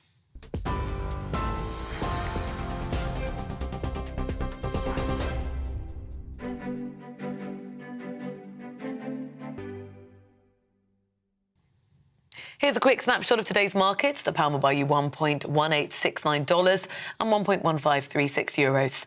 The price of gold is £1,472.32 per ounce, and the FTSE 100 is at 7,418 points.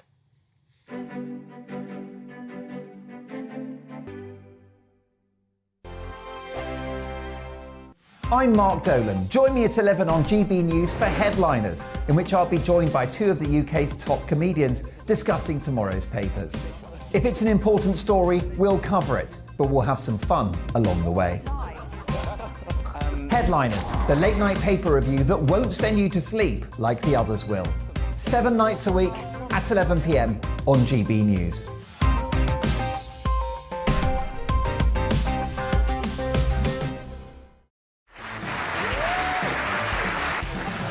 My name is Andrew Doyle. Join me every Sunday evening at 7 p.m. for Free Speech Nation.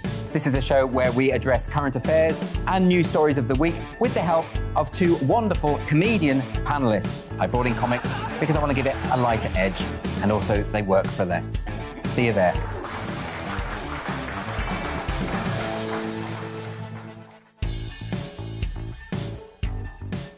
Hello, I'm Michelle Dewberry, and you can join me every weekday 6 till 7 on Jubes and Kerr. Me and my panel will get stuck right into the day's events, and I can tell you, in fact, I can warn you, expect some robust debate, some strong opinions and perspectives from both sides of the fence. It's about you at home as well. I love to read out all of your comments, or at least as many as I can. So join me, Michelle Dewberry, Monday to Friday, 6 till 7 on Jubes and Kerr. I'm Mark White. As GB News Home and Security Editor, I cover those key issues that are so important to you. Our authorities, our communities doing all they can to combat violent crime. With the public services under unbearable strain, why are we still failing to control our borders? Defence, the first priority of any government, has been continually hollowed out. Can we trust our politicians to protect the armed forces? Join me, Mark White, on GB News.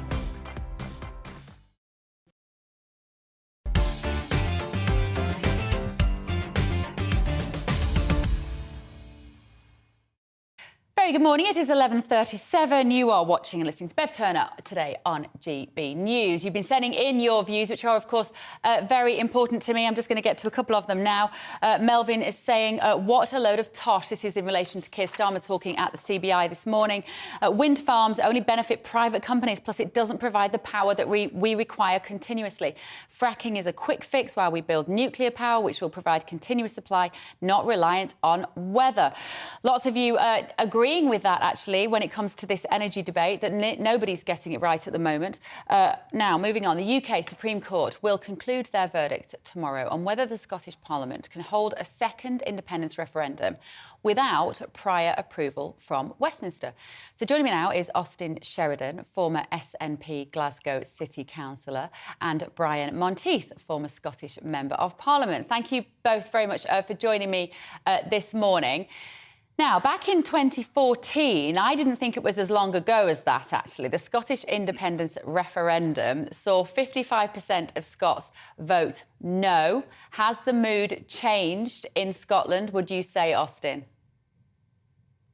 Well, at the last Scottish parliamentary election in 2021, the people of Scotland elected the largest pro-independence majority of Parliament since its re-establishment in 1999. When we look at opinion polls, I mean, we can see that generally they're neck and neck, and it's not the election of MSPs that would decide the future of Scotland's constitutional path. It does have to be done through referendum. What we do know is that the people of Scotland elected a parliament to deliver on that mandate. And it's a shame that it's came to a situation where it's went to the Supreme Court because the Tories at Westminster don't respect the democratic wishes of the people of Scotland. That's why we're in this position today. So, Brian, Scotland shouldn't have to ask for Westminster's permission to hold this referendum. If they want one, Nicola Sturgeon should be allowed to hold it, should she? Well, actually, Nicola Sturgeon does not have any mandate. She sought a mandate. She didn't actually get the majority of the vote. She had to cobble together a coalition with the Greens, who did not promise to support the referendum to the electorate. So what we have is actually a power grab by Nicola Sturgeon in attempting to secede from the UK. The UK, of course, should have a say in actually existing. And it's quite right that in the bill that created the Scottish Parliament, it believed, and the parliamentarians certainly believed, in the House of Commons and the Lords when they enshrined it in law that there would be no referendum without the UK Parliament agreeing. So it's right and proper that the UK Supreme Court, presided over by a Scottish president and a Scottish deputy president, should judge whether the SNP Green Coalition has the power or not, because they say they have, everyone else says they haven't, and it needs to be decided. Austin, who would benefit from an independent Scotland? Yeah, there must be a correction in what Mr Monteith said. It was a central plank of the Scottish Green Party's campaign to support a second independence referendum, so I don't know where he's getting that information from that they didn't, because they did. The people that would benefit from independence would be the people of Scotland. They would benefit in the sense that they would get the governments that they vote for rather than Tory governments that they don't vote for. It would mean that if they want to remain in the EU, they could have remained in the EU rather than being dragged out against their will.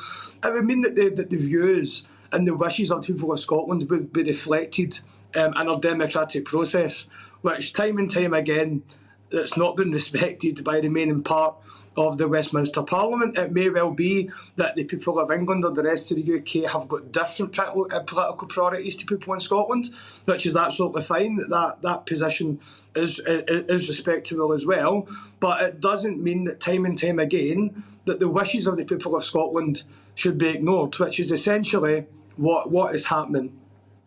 Brian, would you like to respond to that? Well, let's be frank. There was no mandate sought for having a coalition government. That's what we ended up with. And indeed, Nicola Sturgeon herself made it quite plain that anyone, not even wanting a referendum, not even wanting independence, should still vote SNP for them to form the government and to be the government by themselves. And she did not get that mandate. And she then claimed the mandate, even having told people that they could vote for her, even if they were against independence. So let's move on to that as to your other question, who would benefit? Well, it certainly would not be the Scots. It would not be Scottish people or those people living in Scotland, because we know that the issues such as currency, defence, actually being able to run the NHS properly, education, which is going through the floor, we could go through countless issues, and we can see even after 14 years of the SNP being in power and having real power, that things have got, in most cases, worse. The idea that Scotland would then be independent without the funds coming from the rest of the UK, and predominantly England, of course, just does not make sense to most Scots. And that's why there is not support for Scotland seceding from the UK. Austin, last word to you. Well, as I said, we don't know what the support is till we have a referendum.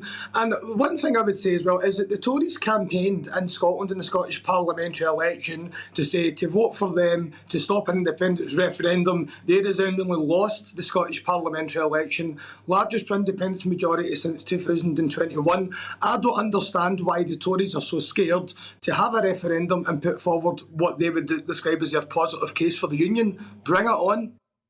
OK, well, let's see. The decision will be made in the Supreme Court tomorrow. No doubt we will be talking about it here. If not tomorrow, then also on Thursday. Brian Monteith and Austin Sheridan, thank you very much for that debate.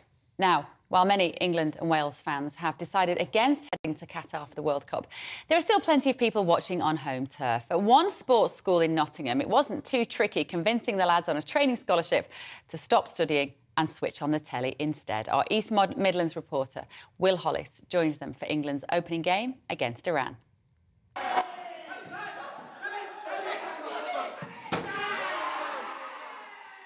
At Passmove Grin in Basford, Nottingham, this training scholarship is putting football at the heart of the classroom.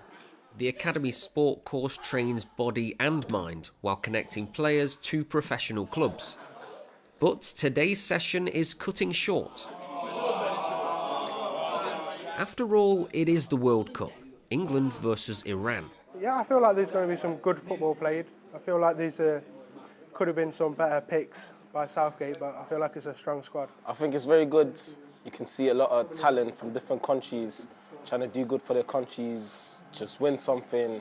It feels great being part of a team and coming here to watch football, to watch the World Cup together. It's lovely, lovely atmosphere around here. Yeah, better than watching it alone at home. Wes is the academy director at Pass Move Grin. We've just seen England's first goal of the World Cup, scored by Jude Bellingham. Great goal, good run into the box from midfield. Player of dual heritage and plays in Germany, so again, all them cultures coming together for the World Cup, which is amazing. We've opened the Sports Centre at Pass Move Grin today. The boys have been getting a day off from their scholarship programme just to watch the game. I think that's important, that the boys understand that togetherness and the culture of the World Cup. With players from around the world in the team here, watching the tournament as a group highlights how football connects Britain's communities. Academy manager Sarjo is from Gambia, but served in the British Army. He says sport is service too. For myself, it means a lot, to be honest, because I served in the British Army with the Grenadier Guards and serving for the country and supporting England. And it's the same because they're serving for the country by playing in the World Cup. And for me, it's a great passion for me to support England. England has been training hard for the Cup, and it's paying off. Fans across the country were treated to a 6-2 thrashing of the Gulf state. The final whistle in Qatar means this game in Basford is back on.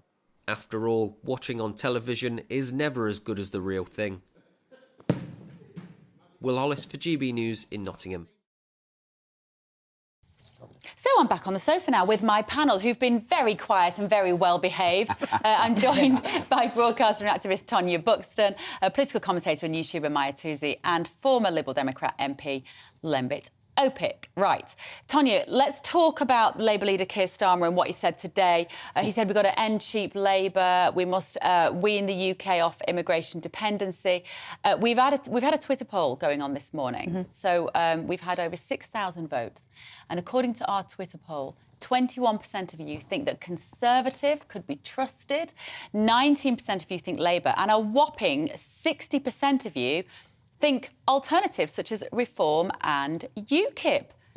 Is that a surprise to you, Tonya? No, not at all. But what did he say? You said he said something. What did he... You know what I saw? I saw a man going with his begging hat back to the Red Wall, saying exactly what he wanted the Red Wall to hear. So all those people that voted for Boris and left Labour behind them, that's all I heard. Someone who was just saying, spouting anything to get votes. Well, I think what I heard him say was... a lot of stuff without any particular numbers in it, which we're kind of used to, right? And he skirted around it a little bit because obviously he's in a room of business people. And he said, we can't rely on migrant labour. And he did make a fuss about training people in this country to do these jobs. But he didn't really go so far as to say what he would do specifically, did he, Lembit? He didn't. And the great big green elephant in the room is you can't take Labour's economic policy seriously if we're going to have a net zero grid by 2030, because that kiboshes everything else. It's impossible, by the way. Not sure how he's going to make about 70 nuclear reactors work in 6 years. But turning specifically to the question of migrant workers, this is clearly just a play, like you're saying, like Tanya's saying, to the Red Wall, who he thinks doesn't like migration. Now, I've heard Labour say almost the opposite in the last 10 years. So which is it to be? Where's the consistency? What do you think, Maya? It's just a political hot potato for all of them, isn't it? It's confusing as an audience. On the one hand, he as the Labour leader has gone, fake nationalist to look after their own people, and the Tories are going socialist in terms of narrative. So it's confusing everybody. But the Labour Party, this is what they've actually been trying to do over the last few months. When they lost a lot of the trade union funding, Starmer announced that they're going to go and beg businesses for money. But he's not convincing them. The language he used today, one, it was too vague. Business people like, prestige, like, just tell me what you want. And secondly, when he goes around, the way he talks about British jobs for British workers, again, the businesses are very neoliberal. Businesses want, internationalism. Those businesses at CBI, I'm talking about those. So he's not really winning the Red Bull with that, and he's not really getting the money that he wants from CBI. So it's confusing. Yeah. By the way, just one sentence on this. What the big companies want is a sensible relocation policy, not for the people come across on the boats, for the high-value people. And we've got a balmy visa system, which makes it really quite difficult to bring people into this country. If he wants to be grown up, then I declare an interest. I'm involved in that sector. I want to hear him say, we're going to attract people into this country who are going to build our businesses, not just moan the way he did. OK, right, World Cup. Don't know whether you noticed, there's a World Cup on, guys. And yesterday, of course, Iran played England. I was thinking about you, Maya Touzi, when this match was on, because you are my favourite Iranian expert. You're so good. Am I the only one? You are, actually, to be fair. But I don't need any others, because you're so good. How could you ever be anybody better than you? And when the national anthem at the beginning, when the players didn't sing, it was really quite profound. Yeah, but there's a bit of a but here. So the players didn't sing, so everyone was like, oh, that's interesting. But people in Iran, they don't care about that. The Iranians, from Persians to Kurds, they're into symbolism, but they do not like virtue signalling. So they were still against their own team, who played against England last night, because they said you shouldn't have even gone. I don't care if you're going to stand there and not sing the national anthem. Really? That's virtue signaling. Iranians don't like that sort of stuff. You know, wear an armband or whatever. They just say, don't go. There are people being killed on the streets, your own relatives, your own friends, and you should have just not gone. And you should have stayed and fight. But and because of that, when I found out after the match, and we got the footage I posted on Twitter, videos and pictures of the Iranians in Iran celebrating that England beat their own country, their own team, because they said Iran is representing, the team is representing the Islamic regime.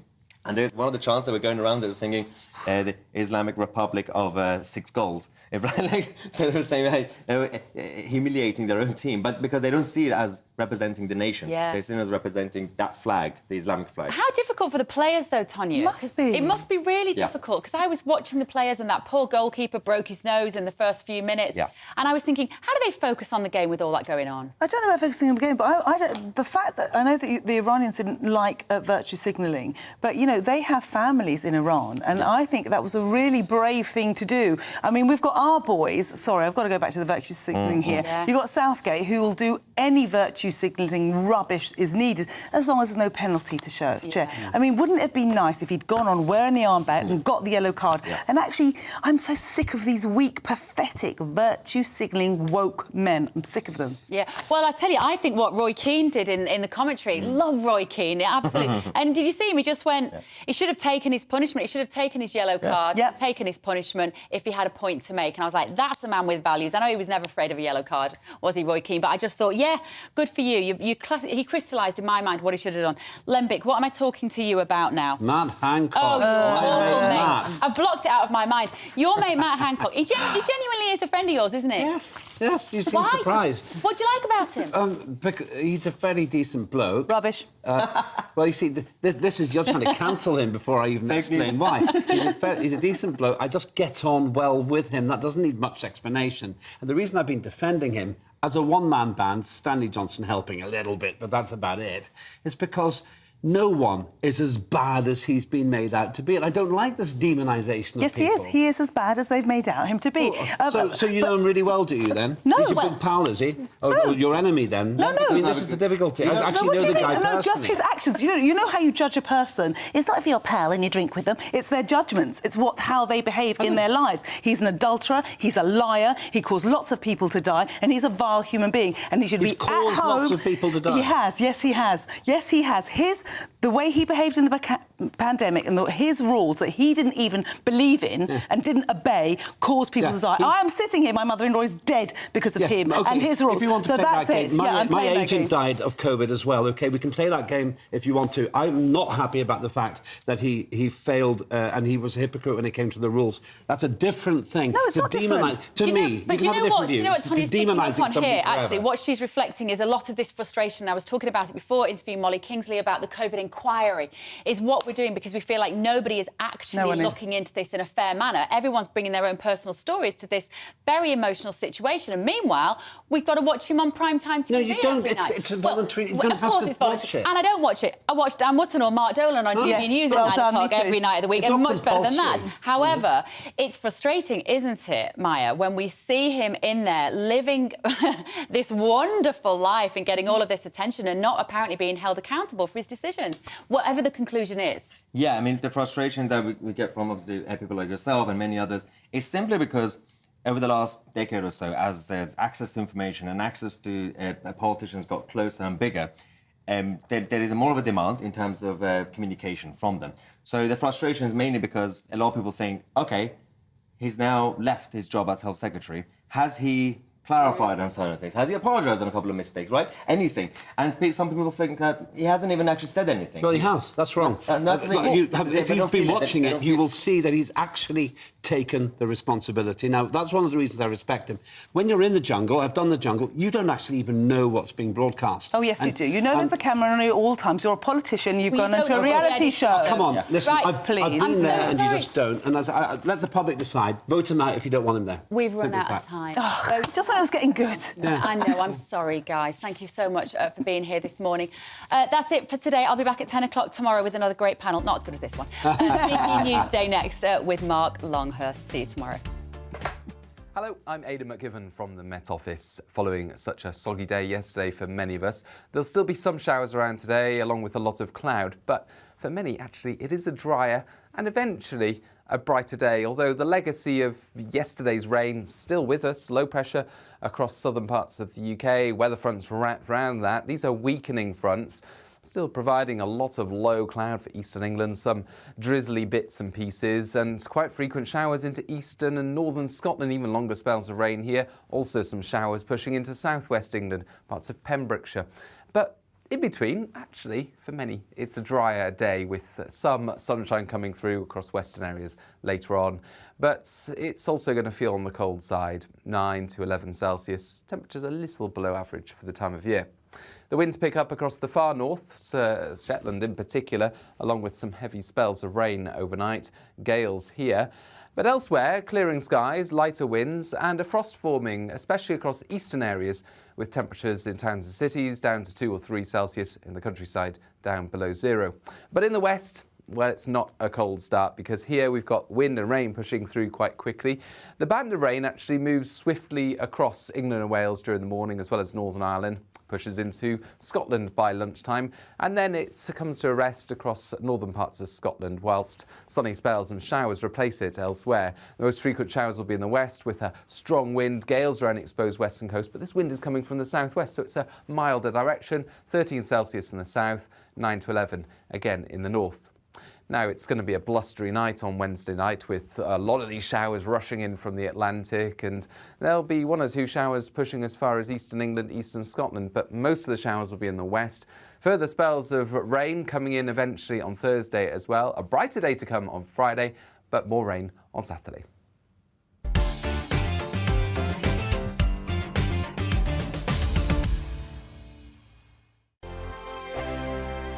We are GB News, and we'd like to say thank you to each and every one of you for bringing us your conversations, for helping our great nation find its voice. We are here for you on radio, television, and online, across England, Scotland, Wales, and Northern Ireland. It's not the BBC, you actually get your facts right. We are proud to be GB News, the People's Channel, Britain's news channel.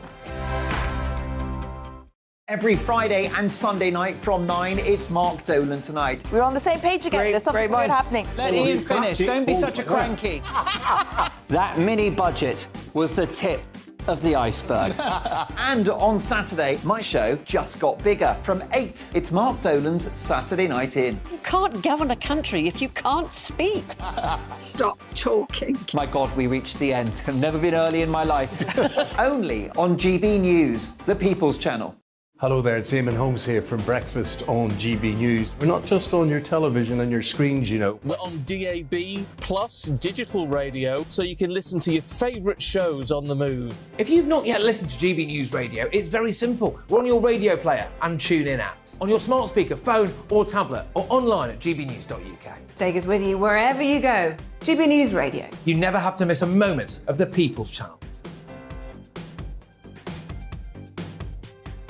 Monday to Thursday, 9 p.m. till 11 p.m. Join me, Dan Wootton. I'll bring you the sharpest takes and hottest debates. And it's about standards and public life. No, I'll tell you what's hypocrisy, Narinda. I guarantee you there'll be no spin. We believe in the UK. No bias, no censorship. It just doesn't make sense to me. He wasn't doing his job as Chancellor. And no reason to go to bed. So I guess they've always been quite woke. That's Dan Wootton tonight on TV, radio and online. Monday to Thursday from 9 p.m. till 11 p.m. on GB News.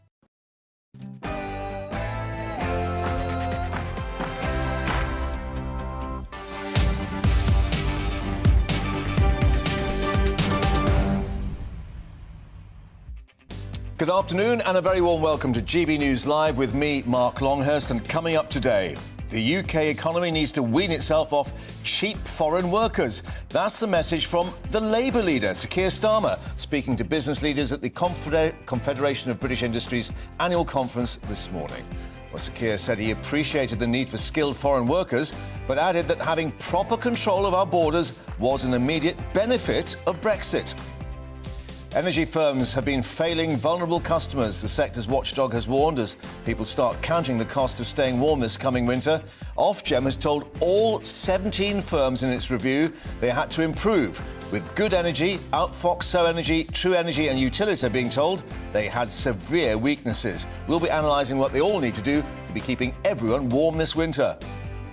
And Justice Secretary Dominic Raab under yet more scrutiny after being accused of using offensive language towards colleagues. He's now set to face MPs at a committee hearing at 2:30. We'll be there live. Will there be any tomatoes flying across the room this time? But before that, let's get the latest news headlines with Rosie.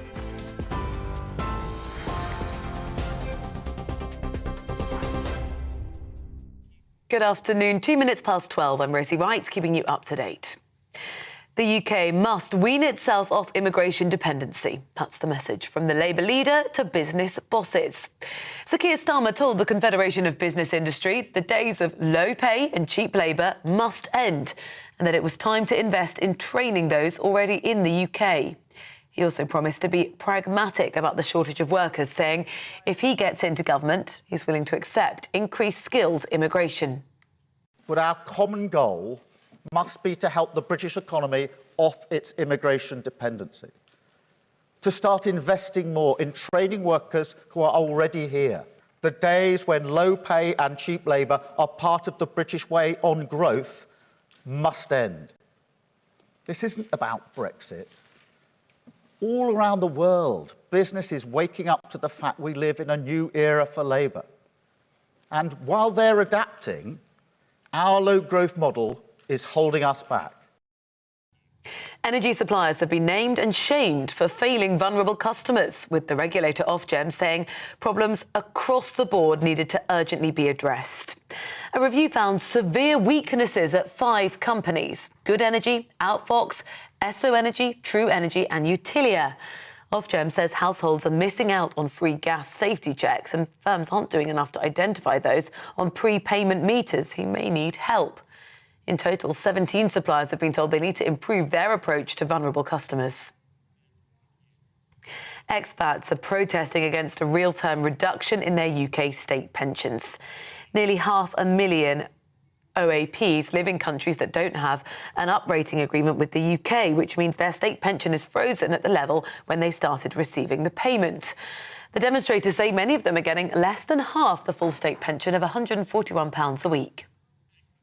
The Deputy Prime Minister is going to be questioned over alleged bullying. Dominic Raab, who's facing an investigation into 2 formal complaints against him, will face the Justice Committee this afternoon. He's already said he's confident he behaved professionally and will be cleared of any wrongdoing. At Downing Street this morning, he reiterated his position. Deputy Prime Minister, are you confident you're going to clear your name? Absolutely. For the first time, MPs can expense the cost of food and non-alcoholic drinks for Christmas staff parties to the taxpayer. Alcohol isn't included, but it does include decorations for the office, according to the Daily Mail.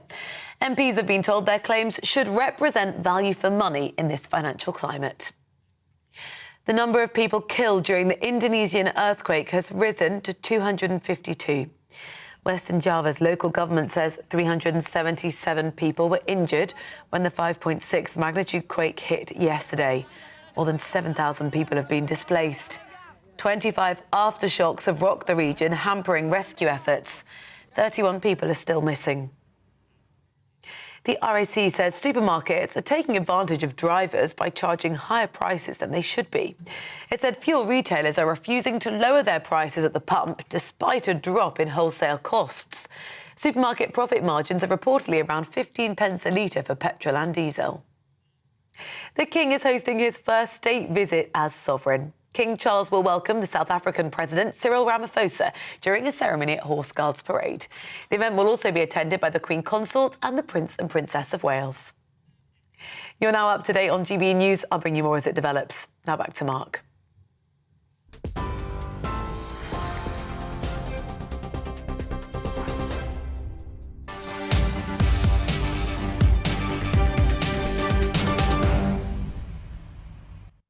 Rosie, thank you very much indeed for that. And without further ado, let's take you live straight back to Horse Guards Parade, where we have this first state visit for some 3 years, with the King and Queen Consort welcoming South Africa's president ahead of this two-day visit. Our royal correspondent Cameron Walker is looking at these pictures as well.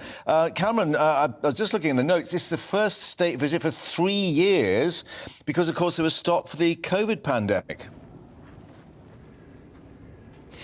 It certainly is, Mark. Yes, it was President Trump back in 2019 who was hosted by the late Queen Elizabeth II here in the United Kingdom. Of course, there was a pandemic, and as I understand it, this particular state visit of South Africa was actually in the early stages of planning during the reign of Queen Elizabeth II before she passed away. But now, of course, it is King Charles III hosting his first state visit.